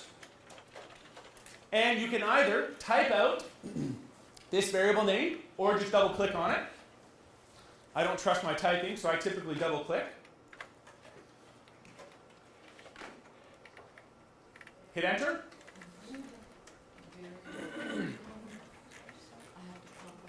Oh, are you done live? If you go to view,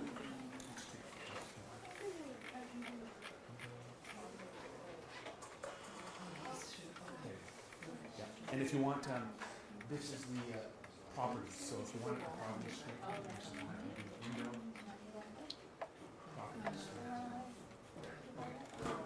All right. So it doesn't look like a lot has happened, but if you go back to the data editor or data browser, look what happened. It's sorted by province. Now, these numbers are all jumbled, but the provinces are sorted.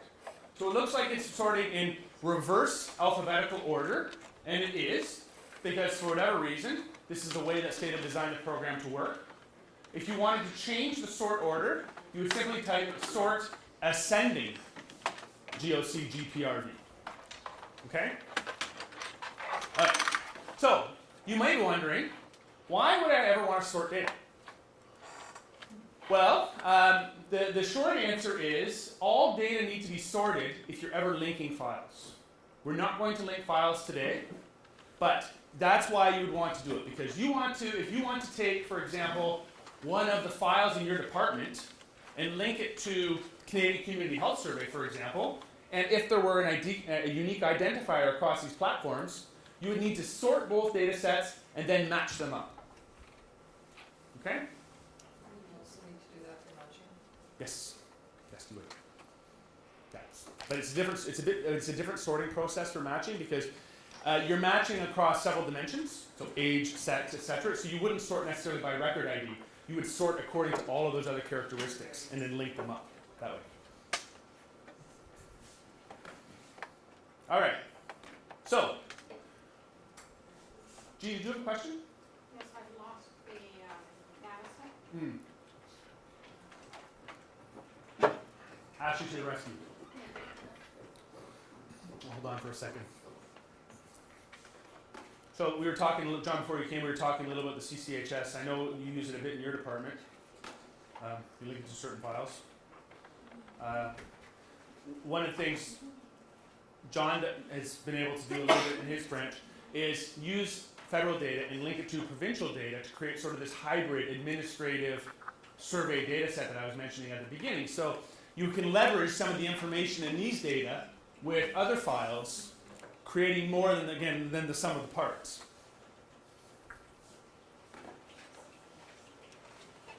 Okay. Okay, Jean? Yeah, okay.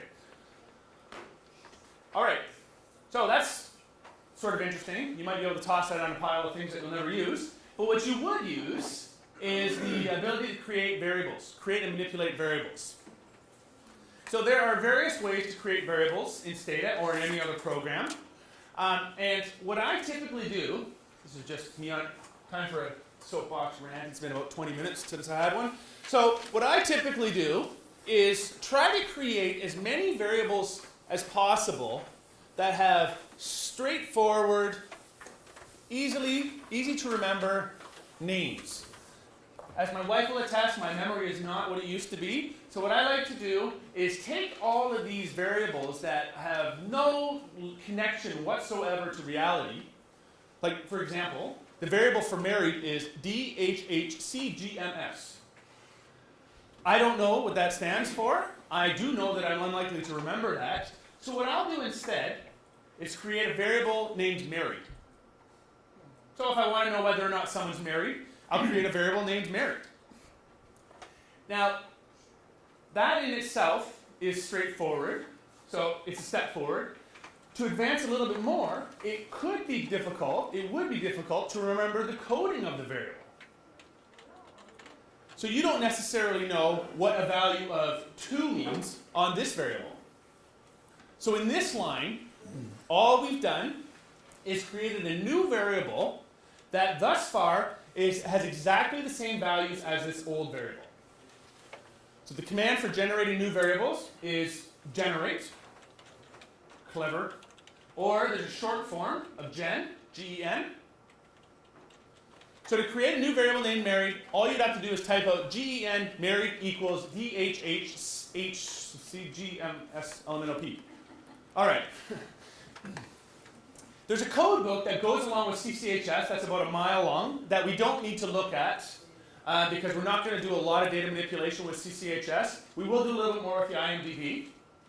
So just believe me that the code here for married is 1, and that there are various other values, and that those are all set to 0. We'll set all of those to 0, okay? So let's proceed in 2 steps. Let's first generate this new variable called married, and to remind you, the command for that is gen married equals, and I've already forgotten, there it is. You can actually see it on your screen. We're in luck. You don't have to scroll down. DHHCGMS. You just double click on it. This will be your first step of your command.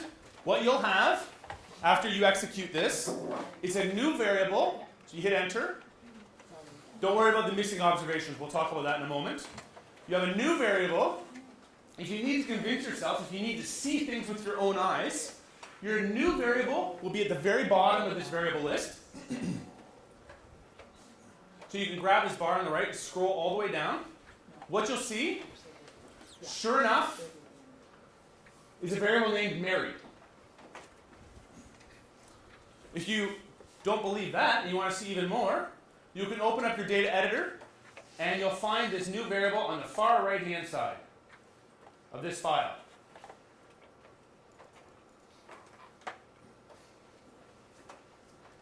Right here.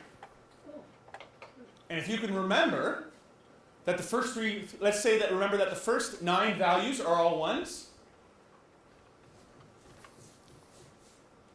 Scroll back to the old variable, DHHCGMS. Which is right, no, that's not the one, it's coming. You'll notice that the first 9 values here also have the same codes. Except Stata by default gives you the value labels. Okay, so now we're halfway there, creating a new variable. Let's recode so that we only have an indicator variable that measures whether someone is married or not. The command for that is right here.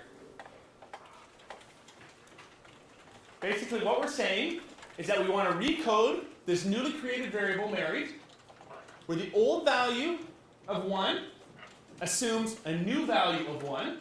So we want to keep that one exactly where it is.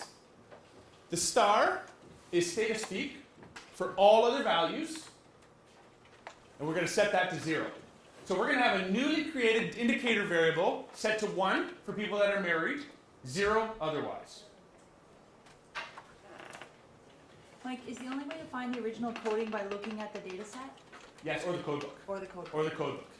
Okay. We have a code. We don't have a code book for CCHS. We have code books for some of the other data. I don't want to get into code books too much here. Just imagine that there's a variable. So, but basically, you just have to scroll through the data to look. Yeah, or without a code book, you would. Yeah. Okay. Yeah, without a code book. So most of the time, whenever you receive a data set, there's a code book that goes alongside these data. CCHS has one, but it's huge and it's unwieldy, so I didn't bring it. I just picked off the sections that you need. So,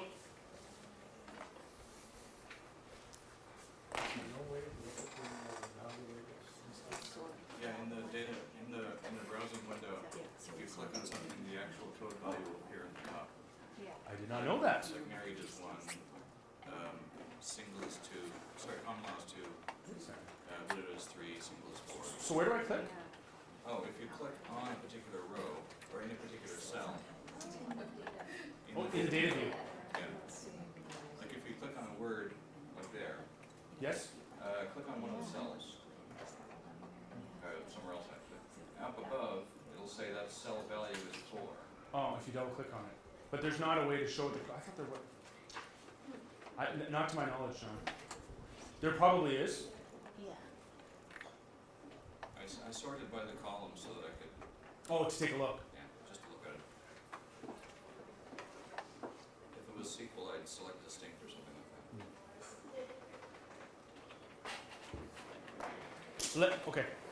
So, but there are just because I know the coding, there are 5 values. 1's married. 4 is single.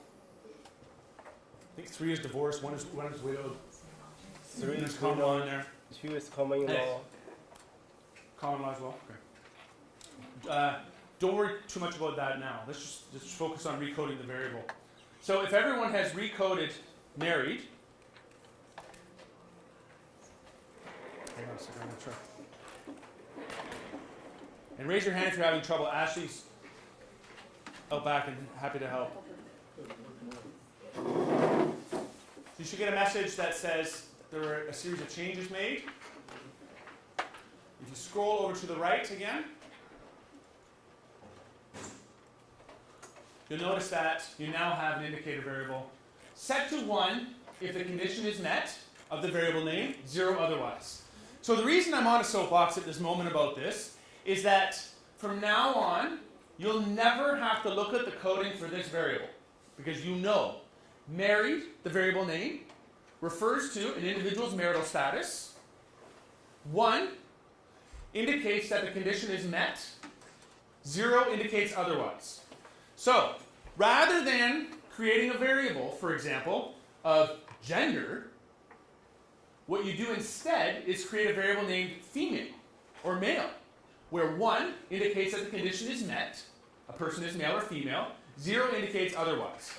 Currently, the code for sex in here is 1 and 2.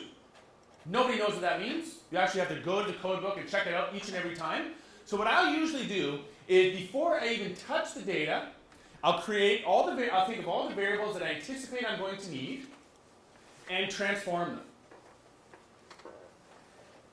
But I'll do that in the do file.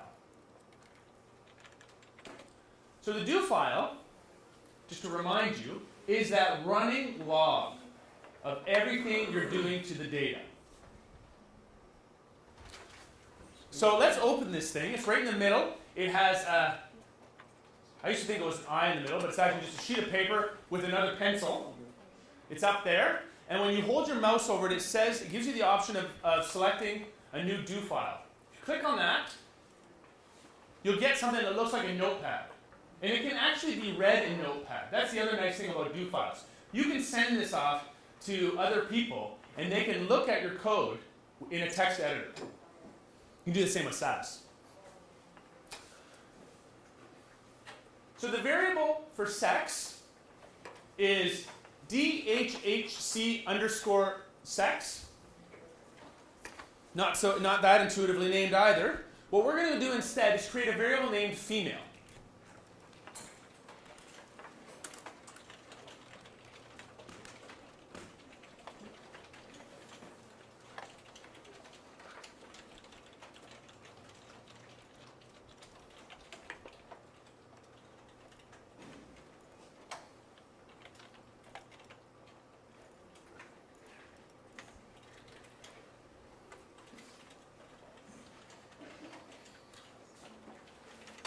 One on the variable D. So just to remind you, at this point, when Stata reads through the do file, what will happen is that it starts in the top left-hand corner, reads from left to right, top to bottom.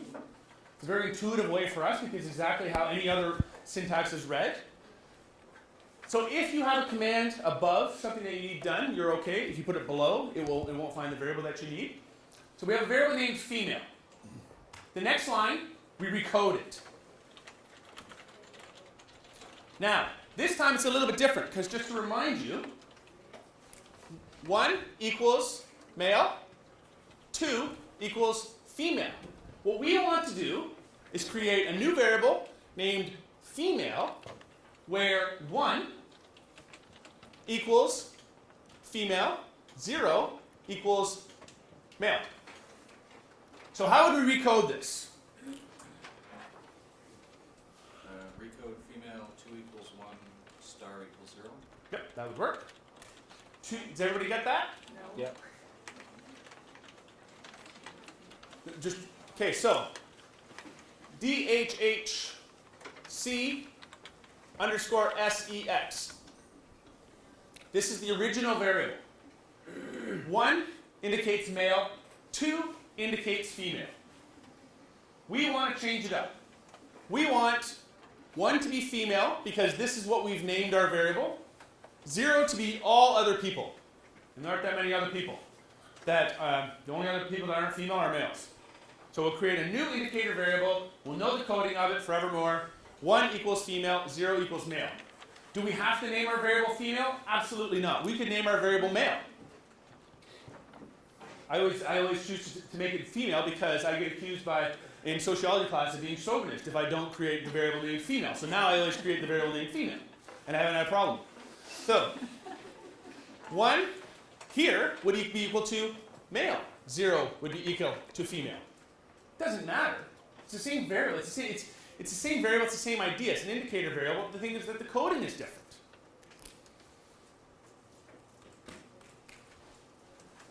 That's it. You indicated there might be other ways to do that. There's one other way that we'll cover in a moment. It's a little bit easier. So this is 2 lines of code. In a world where you're creating thousands of lines of code, as often happens, because you do that much manipulation of data, this is cumbersome. It works. It's cumbersome. It's probably what your grandparents would have done when they were programming in Stata. So if you want to break into the bleeding edge, however, well, let's run this first. Let's run this first just to make sure we haven't made any mistakes. And then we'll drop the variable and we'll try it again in that new bleeding edge way.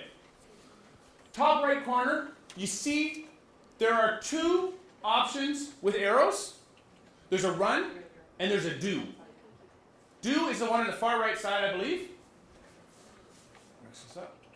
Yes? Yes. The one on the far right-hand side will run the syntax and it will show you what's happening along the way. The run button will do it all in the background. So if you don't want to see things flashing up and distracting you, you would execute quietly. But if you want to amaze your friends with all your sophisticated technology programming awareness, you would choose the one on the right. So I don't know about you, I always choose the one on the right. I paid a lot for this, you paid a lot to learn this. You have to show it off in some way. So, you right click, seems as though nothing's happened. But if you go back to your results window, your main output window, what you'll see is that a bunch of new lines have just popped up. The first one was you executing the small do file. So you'll notice that at the end here, it's giving you a gobbledygook name. That's because we haven't yet named it. So if you wanted to name your file, you just go back to the Stata do file and type save as and give it a new name. And then this would be replaced by whatever you name your file. From that point on, all of the syntax that you created, both lines of all of the syntax that you've created, appear here. Additionally, it tells you how many changes have been made to the number of observations. And then it tells you when the do file is done. So the do file is done because we only had 2 lines. So now that we've done this in such an incredible way and in an efficient way, let's drop that variable and do it in a more efficient way. So the way to drop variables in Stata, you're going to see a trend developing here. The command for dropping variables in Stata is drop. And we want to drop this variable named female. D-R-O-P, female. Hit enter. It's gone. You need to convince yourself that it's gone. You can scroll down on the right-hand side, and you won't see it at the bottom. Whereas a moment ago you would have. The better, faster, smarter, shinier way to create variables in Stata is through using the program's built-in dummy variable creator command. So, using the married example, the syntax would be gen married equals, open parentheses, DHHCGMS equals, double equal sign, 1, close parentheses.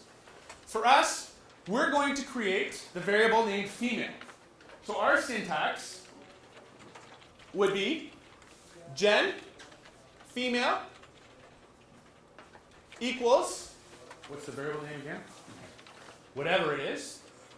DHHC Yeah, underscore D sex. H H C underscore S E X equals 1.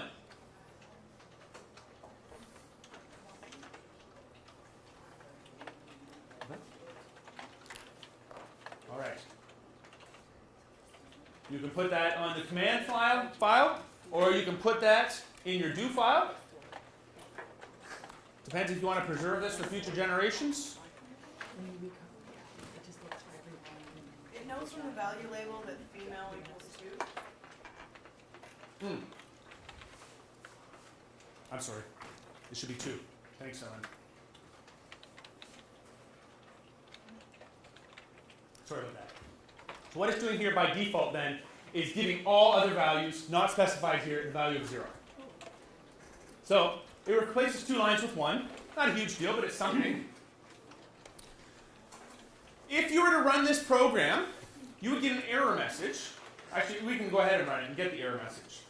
If you execute this short program, by the time Stata gets to the second part, it's going to say, I'm not going to create this new variable because it already exists. Right? Because basically what we've done is asked Stata to do the same thing twice. So you have a choice here. If you want to keep this as a log of how to program in Stata, which I would suggest, you simply need to comment it out. So most software packages allow you to take sections of syntax and block them out so that when it's reading from left to right, top to bottom, it will skip over them. So in Stata, there are 2 ways. One is to put a star at the beginning of each line. You notice when you do that, it turns green. And this is a nice way because it's a quick and dirty way to just comment out a full line. If you want to comment out a huge block of text,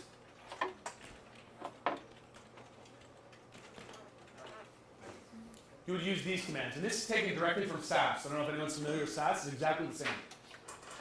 What this allows you to do, by using the slashes and the star, is create large blocks of text that you comment out. So now, when Stata executes this program, it will always skip over the green text and start right here. So I like this because again, back to my earlier point, I have a lousy memory. So what I do is I try to keep very detailed programming notes in the do file that allows me to remember exactly what I've done all along the way. So if I impose sample restrictions, for example, let's suppose I just want to look at people that are over the age of 45 or whatever else I choose to do, I keep notes to myself in there. And this is especially useful if you're working with people from other universities or other government departments. You can talk to each other back and forth with these comments so that when the next person opens up your syntax, they'll be able to say, oh, okay, that's what they're doing. Okay? We have the handouts. Sure.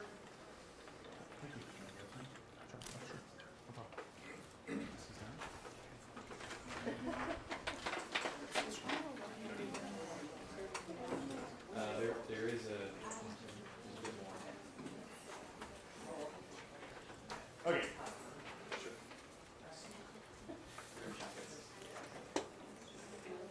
Can you just tell us what the rule is about using space? It looks like you're not, like when are you using spaces and when are you not using spaces? These double equal signs? Is that Well, what you mean? between anything. Oh, okay, yep. So, for example, gen space, female, the rest of it, no space. So the command that you're creating should have no no spaces in it? Is that Most right? of the time, spaces aren't, unlike other programs, spaces are not that critical here. So I could have done this if I wanted to. Okay. I could have done this if I wanted to, and it wouldn't be a problem. No. The only thing that matters is that you need this space, obviously, and you need this space and this space. Otherwise, it won't recognize the command. If you had recode female altogether, it wouldn't know that those are two separate words. So it's common sense. Yeah, fairly. Usually you'll get an error message and then you just have to go back and change it. You get red text That's just one and time. it tells you what you need to change. Does everybody have handouts? We're probably around, I can tell you exactly where we are. We're on slide 16. Okay, so now we have, in a sea of not very intuitive variables, we have two intuitive variables. Married, female. And these other ones aren't bad, but if you look at the way these things are coded, I always wonder what StatCan's coding methodology is, because there's not necessarily an intuitive way to link all these things together. I mean, F Inc. is family income, but you don't know much more about it than that, unless you read the value label. Okay. Any questions so far?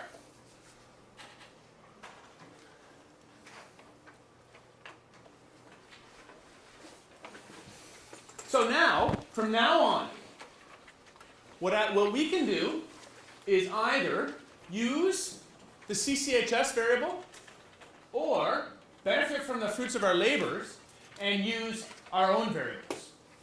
So, if we want to figure out a frequency of men versus women in CCHS, we can either type out tab, which is short for tabulate, DHHC underscore sex, or tab female. Doesn't matter. Either way, you should get this number. Now notice this is unweighted. So you can type it in the command line, or you can type it in your do file and execute it, whichever you prefer.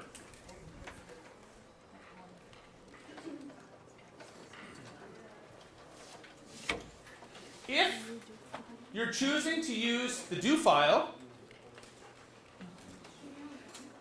what you need to remember is that if you simply hit the arrow, you're going to get an error message because Stata starts from the top left corner and works its way down. So what it's going to do when it hits this line is say, this variable is already defined because we did this already. So what's possible to do is simply select pieces of text or pieces of the program with a steady hand and run the highlighted components. So that's nice, again, if you have thousands of lines of syntax. You can run a series of regression models without having to worry about all the variable creation stuff up top. So what you should get, however you choose to go about doing it, is a frequency distribution that looks something like this. Raise your hand if you don't. I'm not trying to shame you, but just there's probably a problem. Sorry, I have a question. Oh, you have a question? Oh,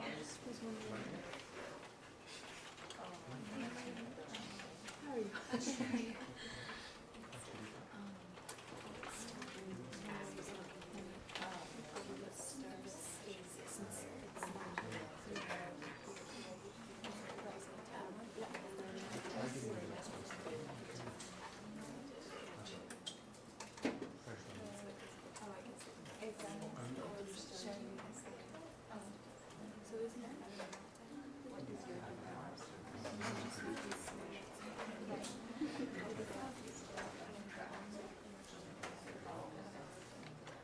Saves your syntax.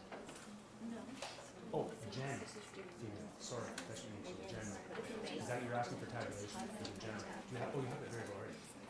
You just need to type in tabulate. And then just run that. Gen is to generate a new variable, and that would be the syntax for generation. Tab is just to tabulate the variable female. Now it should work, okay? So, 2 commands so far. Gen, which is short for generate. Tab, which is short for tabulate. Tabulate is the go-to command for nominal and most ordinal data, because it shows you exactly the distribution of your sample. But notice the percent distribution of our population here. What the CCHS now contains is a sample of individuals where the breakdown is 54.17% female, 45.83% male. Does that sound right? No, it's closer to 50-50, isn't it? 51% female. So, what this should suggest, and what this indicates, is why you need to use weights. Because what I was talking about before the break, about oversampling, well, that's happened here. Females have been oversampled. And this is our first indication, because they're overrepresented in the sample. The way to counterbalance that is to include a weight. Weights are very easy to include in Stata. The name of the variable is population weight. And all you need to do is put a closed or an open square bracket, ask for FW, which is short for frequency weight, and then a closed square bracket. So this syntax is what you want here. What that will do is tell Stata that every time it runs through and sees an observation, that it should multiply that frequency for that person by the value in the variable pop weight. Okay, so when you do this, what you're going to get is a few things. First of all of a sudden, our sample, which was only 125,000 people, jumps up to 24 million. Well, we're getting pretty close to the Canadian population. And actually, because there are a few restrictions, sample restrictions on CCHS, this actually now is the count of the Canadian population. So what the weight has done is inflated the value of every observation so that it now accurately represents the entire population. Second, it's evened this count out. So it's corrected for oversampling of females. How does it do this? Well, you can figure that out by looking at the weight variable on the far right-hand side. Now, you don't have to come with me on this. I can just show you. So here's pop weight. Here's pop weight.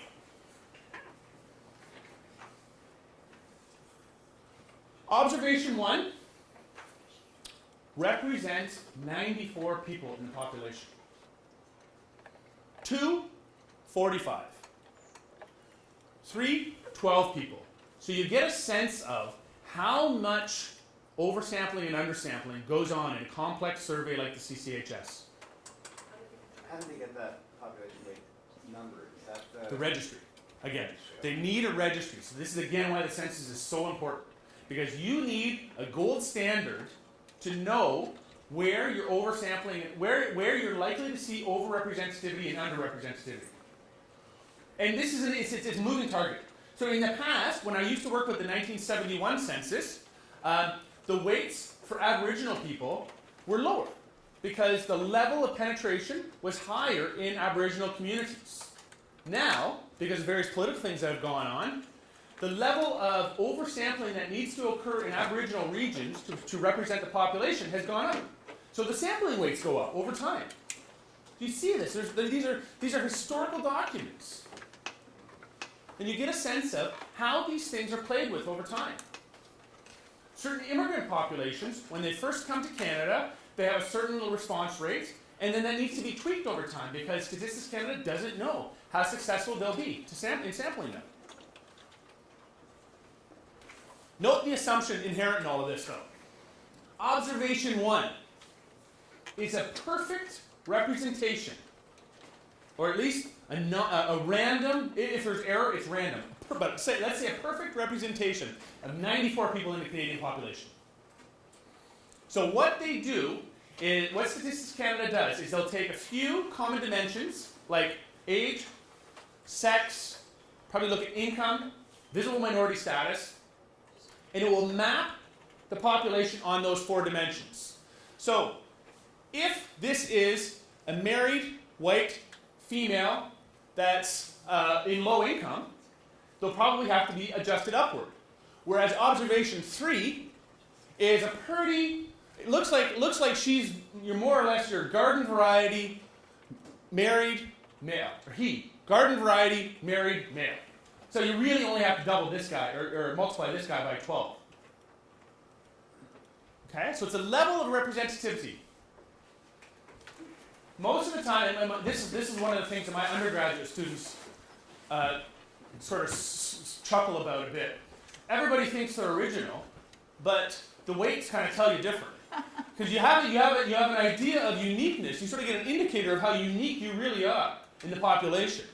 So people often will, if they know they've done a survey, they'll often try to find themselves. This is what my colleagues at StatCan do when they're bored.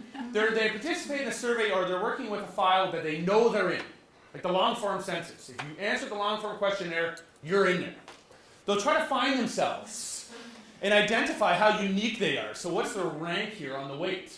The higher the value, the more unique you are. All right. Any other questions about weighting? So the weight variable, very useful for surveys, very useful for cross-sectional data, not often existent on administrative data. What did you do with the weight on the CCHS that you were working? Did you strip it? Because you're doing it. So, it depends. But most of the time, that's a hybrid situation where you have a weight you can take with you. Most of the time with administrative data, there either doesn't need to be a weight because you're dealing with the entire population, or the values of the weights are unknown because you don't know the bias. Okay, any questions? So just to go back a little bit to what we were talking about before the break, is this information nominal, ordinal, or interval ratio? Nominal, absolutely. Would you be able to say from this code that females are better than males? Yes. What about this one then? You don't know. These are just identifiers attached to a variable to keep it straight in your mind what you're working with. Okay.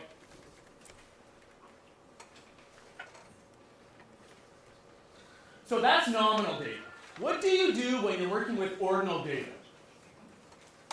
Well, you can do the same thing depending on the number of categories that exist in your table. So if you have a lot of ordinal responses, it's possible to create a table just like the one we saw with tabulate. But often people will do other things that we'll talk about in a moment. So typically, and Stata does this by default, you want the highest frequency value at the top of your table. So this one is backwards. What Stata should be doing instead is flipping this because there are more females and the highest value should be at the top. Just in terms of interpretability and presentation. So this is what it should look like, and I love giving this to my undergrads in statistics. I tell them, and some of them actually believe me, I tell them that I've given a random survey to the class that immediately preceded theirs about their attitudes towards introductory statistics. And I try to sell them, this is the beginning of the semester, I try to sell them that on the idea that 49 out of 50 students are excited about taking introductory statistics. And that there's only one person in the entire class, and I usually stare at someone to single them out, because they're probably checking their phone or playing on their laptop at this point, because we're about 10 minutes into the class, not excited, and this gives an idea of the level of enthusiasm about introductory statistics. I like this presentation because it gives you, this is the most important information in this table, right? Like this row. Really, it doesn't really matter that much if this person was neutral or not excited, because what matters is that we have this clustering here. So these data are ordinal, right? Because we know that somebody who's not excited is less excited than somebody who's excited, so we can rank, and we can hypothesize that someone who's neutral is in between these two places, so we can rank. This is a good way to present it. So ordinal data, it works. Tabulate. Interval ratio or continuous data, frequencies often don't work. And this, I couldn't get this table to print out in Stata because Stata will actually give you an error message if you ask for a tabulation with too many categories. It will leave you the red font of death that says too many values. Excuse me. So what I did was, just to give you some background information, I took 2006 census data and I think I remember if I used SAS or SPSS, plotted, tabulated total income. Well, if you think about what a frequency is, it gives you the distribution of the population according to values in each response category. So the 2006 census has a lower threshold value of income, I'll put it down here, of negative 50,000. So it's bottom coded and it's top coded at 200,000. So all values will fall in this range. Well, if you ask for a tabulation of this, what you're going to get is the number of people that have a income value of 0, then you'll get the same for 1, then you'll get the same for 2, all the way up to 200,000, all the way down to negative 50,000. So this table is a mile long, as you can imagine, because this only captures the number of people between negative 50,000 and negative 43,835. And for the most part, kind of uninteresting information. There's one person there. So you wouldn't want to use these types of tables for interval ratio data with a lot of response categories. And if you're wondering how it's possible to make negative money, it's for people that are self-employed or they have a negative investment income. What you would instead do is use our next command, summarize. Summarize, oops, 2 M's. Summarize. Summarize is the command for descriptive statistics. So it will give you mean, median, these types of things. And for something like income, these measures make a lot more sense than a tabulation. It also gives you standard error and standard deviation. So if you'd like to, go back to Stata. You can either put it in your do file, if you want to cherish this, hang it on your wall, or you can put it in the command prompt. Recall once again, if you're putting it in your do file, that you need to highlight just that piece of syntax that you want to run. What you get, I'll explain what these numbers mean in a moment, is right here. Variable name, the number of observations. So you'll notice that this number is a little bit different than this one because there are about 3 million people that are not reporting income. So they're probably given some sort of missing value code that Stata will automatically exclude them. The mean value is 26.11. The standard deviation is 5. The minimum value is 12.3. The maximum value is 59. This variable, if you're interested, is self-reported BMI.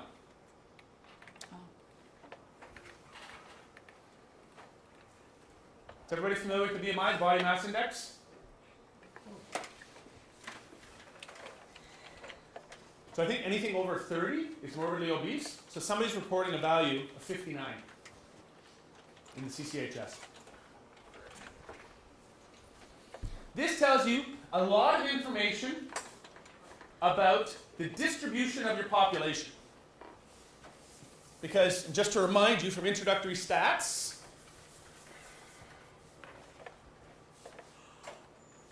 if this was a perfectly normally distributed variable, and let's assume for a moment that it is, even though it never is, we take a distribution that looks something like this, where the peak is the mean, and you have what we call standard deviations.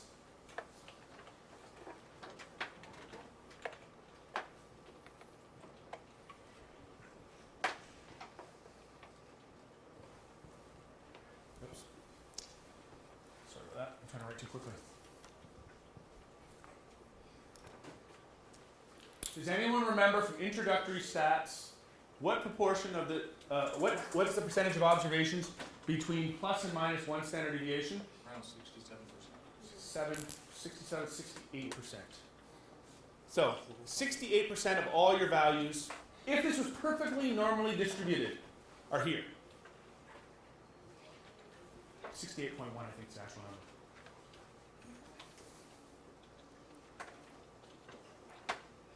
Two standard deviations, 95. Finally, here is 99.1. Okay, so this standard deviation information is extremely useful because you can look at the mean. So the mean body mass, the mean BMI is 26. 68%, again, assuming normality, 68% of all observations are between within plus or 26.11 plus 5.1 or 26.11 minus 5.1. So there's a tight clustering of people around the mean, which is very normal. So if you're reporting something like mean number of days to recidivism, public safety folks, this is one way you could plot it. What's the average time to recidivism? How much does that deviate? And then what you can do from a policy perspective is introduce interventions and see whether A, that affects the mean, because you want to bring the mean up, right? And you may also want to increase the standard deviation, perhaps. Probably not. You're probably most interested in driving that mean up. So this gives you the basic information. It's possible to go a step beyond that, however, and ask for even more. So this gives you the mean, number of observations, standard deviation, minimum, maximum. Rerun this command,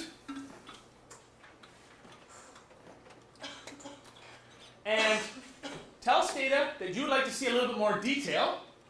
And the way you do that is by copying this exact command, but adding sorry everyone, there, comma, detail, as you would here, and you'll get a whole lot more information. Wow.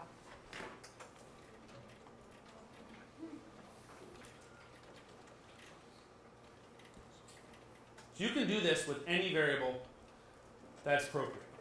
Some people will do this stuff with ordinal data. I think it makes a lot more sense to do it with interval ratio or continuous data. So here's your mean, which you'll recognize from up there. Standard deviation, you'll recognize from up there. Observations, sum of weight, variance, skewness, and kurtosis. These are indicators of dispersion that I won't bore you with here. Here is what I wanted to show the public safety folks. The median, and other people that are interested, the median is the middle number. If you sort observations from highest to lowest or lowest to highest, median is exactly the middle number. This shows you the value at various points of the distribution. So, here somewhere you have 19 or 20. So you could say that 5% of the population has a BMI below 19.3. 5% of the population has a BMI above 35.8. So this gives you a fuller picture of the distribution. And if you're looking at things like income distributions, for example, recidivism distributions, or any other distribution, these numbers are kind of helpful. Because my hunch is that if we're talking about police patrolling budgets, for example, these people are extremely, these people, if you're talking about recidivism, because the lower number means that they're getting into trouble more often, these people are the most expensive ones. Because the police are chasing them, they're on them, they are constantly causing a problem, and that's where the patrolling budget is spent.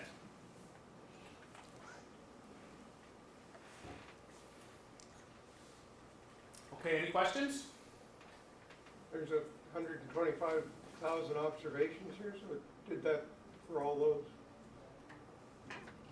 Where do you see that, Kirby? It says there's 125,693 observations. On the side there, under data. Oh, here, yes.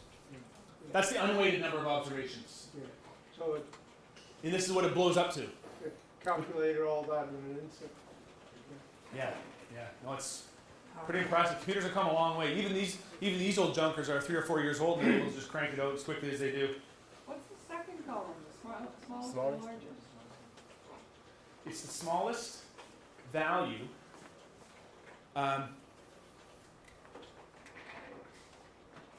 That's an interesting question. The largest value is the largest. That's the largest value along. I'm not sure what this one Are represents. those the smallest four and the Or is it largest the four? largest value observed in that category? Within that percentile, Within the percentile? maybe. I don't No, that doesn't make sense. know. No, No. couldn't. I'm not sure what that is. I'm not sure what that is. I always focus on the percentiles.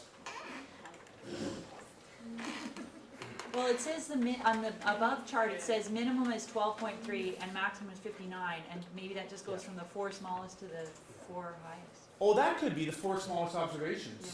The 5, yeah, okay. That may be. It would Because be- that's the only way to make sense of these numbers. It shows you that your mean is not skewed by one outlier. Yeah, that's a good. Okay. Yeah. That makes a lot of sense, actually. So this is a bit of an outlier analysis. If you had, let's suppose that as rich as Bill Gates was, the analog to this would be as obese as he is. So there would be one outlier here that pulls the average way up, and you'd pick that person off here. So if we were to do this for income, for example, Bill Gates would be right here. Okay, you're still not making sense. So this number does actually mean that somewhere in the 75th percentile, there's going to be at least one individual at 59. No. What it means is that these are the values for the 4 highest observations. So there are at least 4 people with a BMI of 59. That's the entire sample in that column. It's So you're now back into the entire database for the smallest and the largest. Yeah, regardless of the percentiles, it's So it not has even not, the the two smallest columns are and not. yeah. Ignore. The presentation is not very good. Ignore this entirely. Okay. Ignore this entirely. What this is telling you is that the 4 highest observation values are here. Okay. The 4 smallest values are listed here in the overall sample. So if you sorted from top to bottom, these would be the first 4 observations. These would be the last 4 observations. And in 21 million people, that's important. Okay. No, not in 21 million people as much. It is, and if you have a smaller sample, it would be.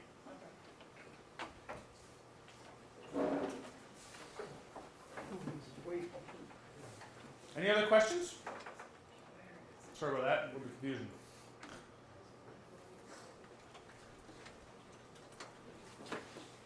Okay, so that's it for univariate stats.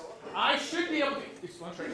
Yeah, lunch is ready whenever you. Okay, I'll probably go through bivariate stats first, and then we'll get into the multivariate stuff after lunch. Okay. I don't plan to spend a lot of time with bivariate statistics, just because it's basically an extension of what you do with the univariate stuff. Okay? Okay, so the basic question, univariate statistics are useful because they give you an indication of what your population looks like. So if I was writing a report on EI training programs, I'd want to know what the average characteristics are of the population. You know some of the univariate stuff. Where are these people male or female? How many of them are living in low income? What are the basic information about those people? That's a univariate statistic question. the next thing to do would be to move a step beyond and look at the bivariate statistics questions. So how do these things map onto other characteristics? Is it different between men and women, for example? Some of these things. And to answer these, you use bivariate statistics. So, I have tab written twice here. So this is sort of a nonsensical example because what I'm doing is asking you to ascertain the relationship between the sex of a respondent and their marital status. Now I'm using, again, to remind you, the CCHS variables, which make no sense whatsoever. You can use your own because you've created them both. So you could, rather than, and this second tab should not be here, rather than typing out these things, you could simply type tab in lowercase, because data is case sensitive, female, married. Isn't that easier than typing this stuff out? So you can just copy this line. It doesn't look like INPWT or awaiting. Oh, POP, I'm sorry, POPWT, it should be. The name of the variable is pop weight.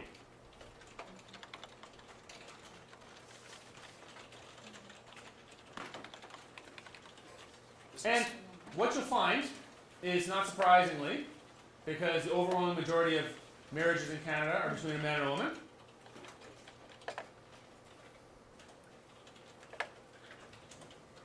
that there's not too much going on. I am a little intrigued about why these numbers aren't exactly the same. Perhaps there are some people out of the country, or perhaps this is some sampling error, or perhaps there's some polygamous activity going on or something. I'm not sure exactly what it would be, but yeah, it's self-reported as well. Yeah. So self-reported, that's the best explanation. There are quite a few women that think they're married, whereas their male counterparts don't, or something like that. I'm not sure what exactly the explanation would be. For example,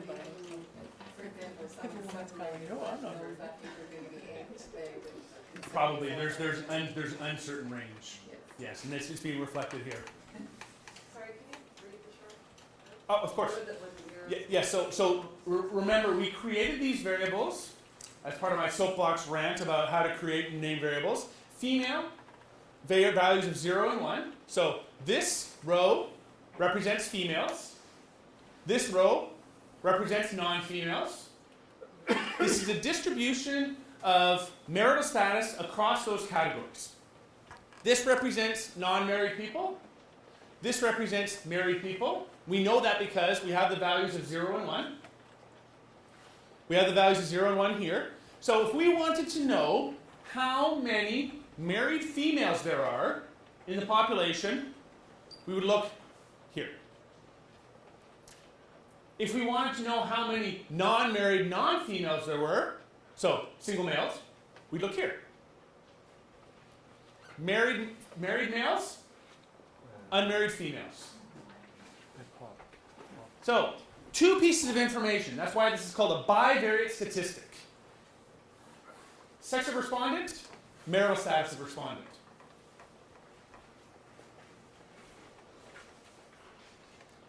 It also gives you row totals, column totals.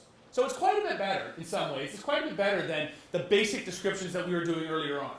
Now, this is not the most illustrative example. I actually had BMI in here for a while to compare males and females, but we'll wait till later because that is a nominal variable with interval ratio data. Makes more sense to look at a t-test with that.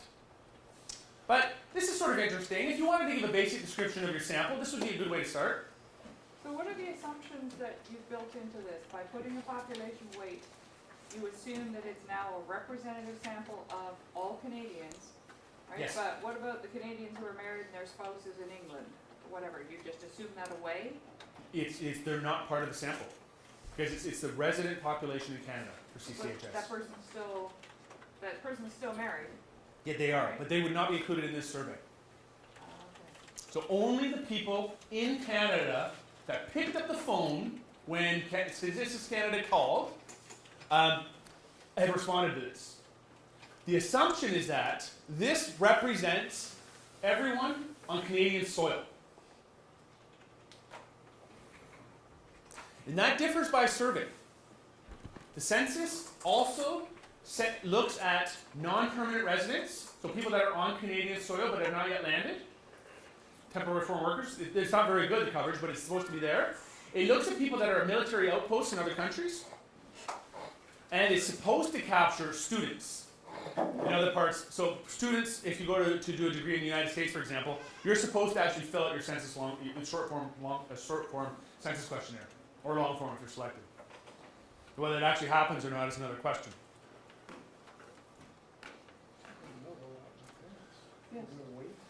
So in case you thought that everything you learned in Introductory to Statistics is now behind you, I thought I'd include this. It's possible to include measures of association. And by a measure of association, what we're able to calculate is whether or not the values of one of the variables vary or co-vary with the values of another variable. So, are females more likely to be married? For example, in this example. Well, we kind of saw some preliminary evidence that this is going to be the case, right? Because we do have a bit of a differential. Here. We do have a bit of a difference here. A bit of over-reporting, to some extent. But remember that even when we did the one statistic, like we just looked at tab females, we had more females in the first place. Yeah. So there were some more females to start with. So maybe it's not that surprising that we're seeing more women here than here. Well, it shouldn't be surprising at all. So let's rerun this again and try to attach a measure of association. So in other words, map this onto a theoretical population and see whether the trends observed here are so distinct from a theoretical population that we can expect that they're not due to sampling error alone. So by sampling error, I mean there are problems with the methodology, there's a bias in response, people have dropped out, there was a coding error, anything else.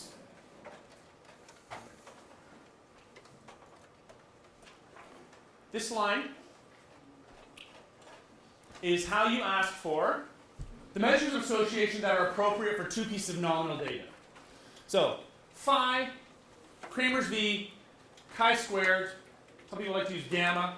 These are some of the measures of association that you would use. To ask for chi-squared, put a comma, simply specify CHI2.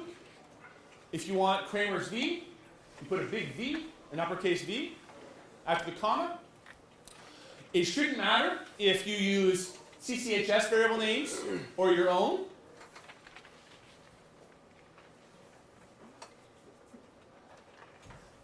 One thing that does happen with Stata, you'll probably notice that I don't ask for the weight here. One thing that does happen with Stata is that it gives you an error message when you try to include a frequency weight here. Not sure why that's the case, but it does. So let's run this. I'm going to use the variables that I created because I prefer them. So the nice thing about rerunning programs and rerunning commands is that you can simply click on this and quite a bit of the syntax is already there with you. So all you need to add now is a comma, CHI2, capital V.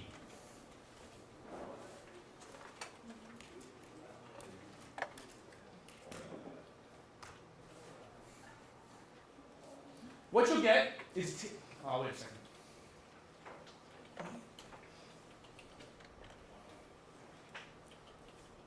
What you'll get is a table that looks a lot like the table you just saw, with some additional information.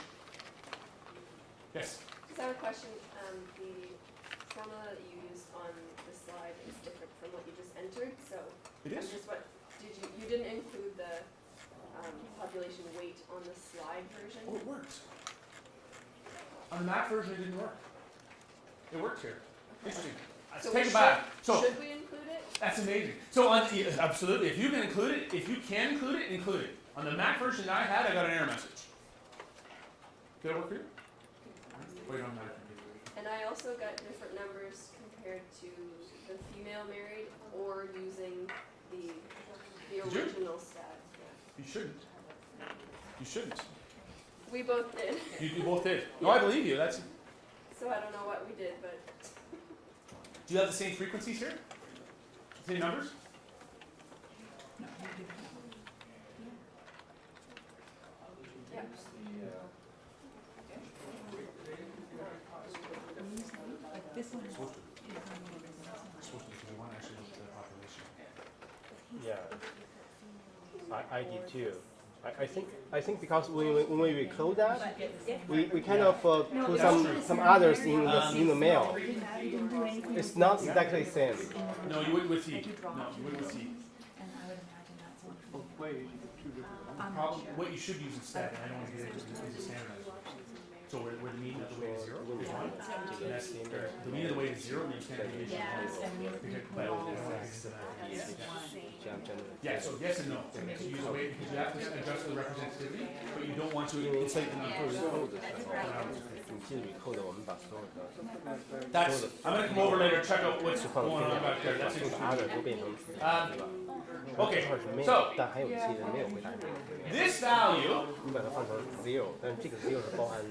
there are no hard and fast rules on how to interpret this value, but typically anything between 0 and 0.3 is a weak association, not a lot going on. 0.300000001 to 0.7, moderate. Some people will say 0.6 there. And then 0.7000001 to 1, strong.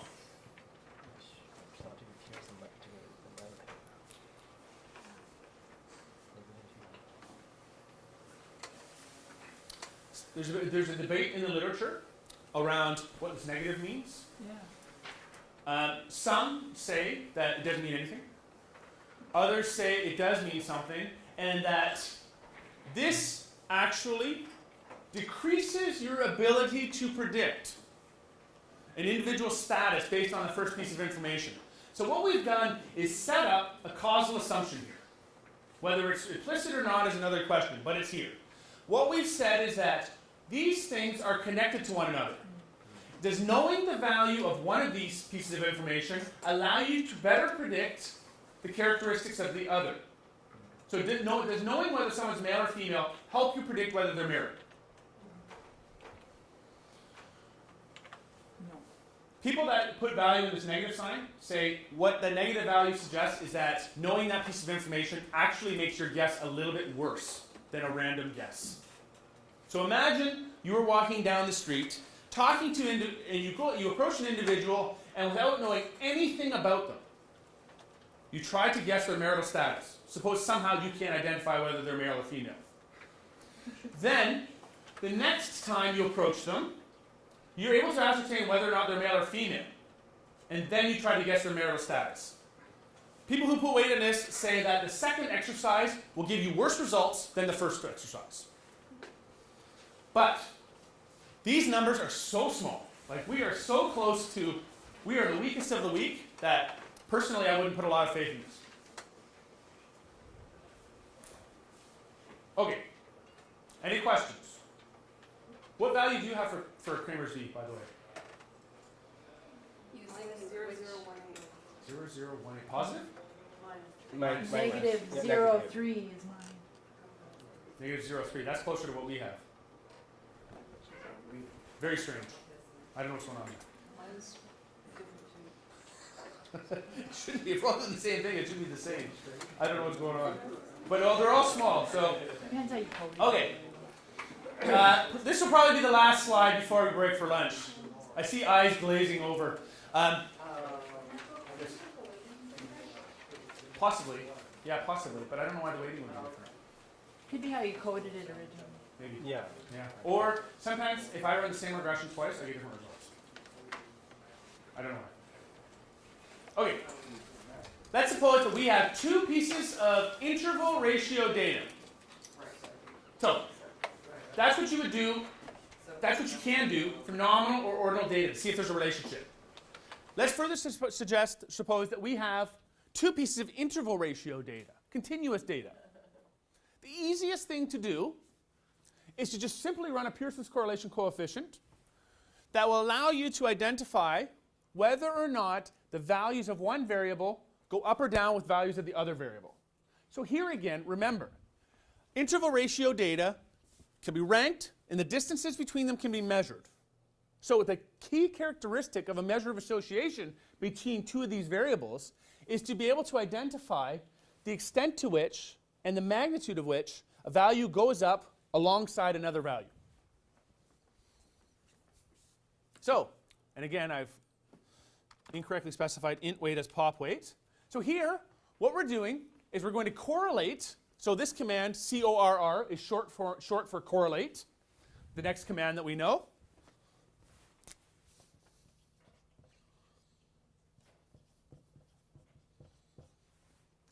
And what it's going to do is it's going to give you a correlation coefficient matrix. So what correlation coefficient matrices look like, and they differ by software package, but what Stata is going to give you is 3 values. On the y-axis will be one of our variables, and whichever one appears depends on how we enter this. I believe the y-axis is the first variable. So this is an individual's weight. And then along the x-axis is their BMI. So weight, BMI.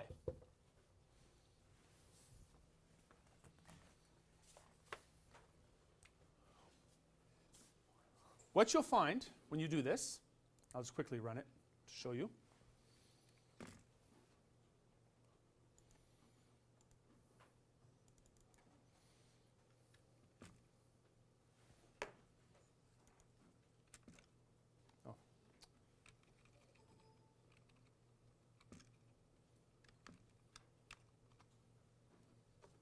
Oh, it's different. Again, sorry. I was thinking about the way SAS does it. So what they do instead, I'm sorry, is they put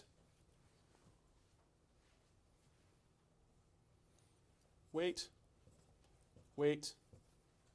BMI, BMI.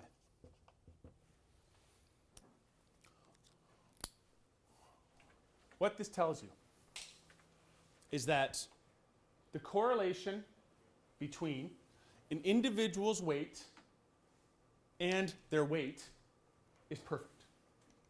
So in other words, if you know an individual's weight, you are able to identify with 100% accuracy what their weight is. Well, this makes sense, of course. Just like identifying what an individual's BMI is gives you perfect accuracy in the ability to predict their BMI. Well, these are the same variables. So of course, knowing the value of one variable allows you to identify the value of another variable. The thing that's really interesting is this one. Does knowing an individual's height allow you to determine their BMI? And this value is very high. So it more or less corresponds with values here. So we have extremely strong, like unlikely to be seen in the social sciences on a regular day, out in the jungle, relationship between the two. And that's partly a function of the way BMI is calculated, right? Because height is part of the calculation. So these things are connected to one another. So it's not surprising to see this relationship be as high as it is. But if you were running something that was a little more interesting, this number would go down, and this information would be quite a bit more useful. So because this is a correlation coefficient matrix, what you do is, should I talk about this? Yeah. What you can do is multiply this number by itself, and it'll give you the amount of explained variation by this variable alone. So in other words, whatever that number is, 0.848 times 0.848, and the reason this works is a statistically complicated and extremely dry, but just for now, multiply this number by each other, you get 0.64, whatever it ends up being. What that says is, your ability to guess an individual's BMI by knowing their weight, the accuracy level increases by 64%. Okay? So, I mean, assume that weight and BMI are more separate than they are. But if you are creating an explanatory framework where you wanted to identify the drivers of a trend, running a series of correlation coefficient matrices, just generating them, and you can put as many variables in here as you want, it will just grow. it gives you a rough idea, a quick idea of what matters and what doesn't.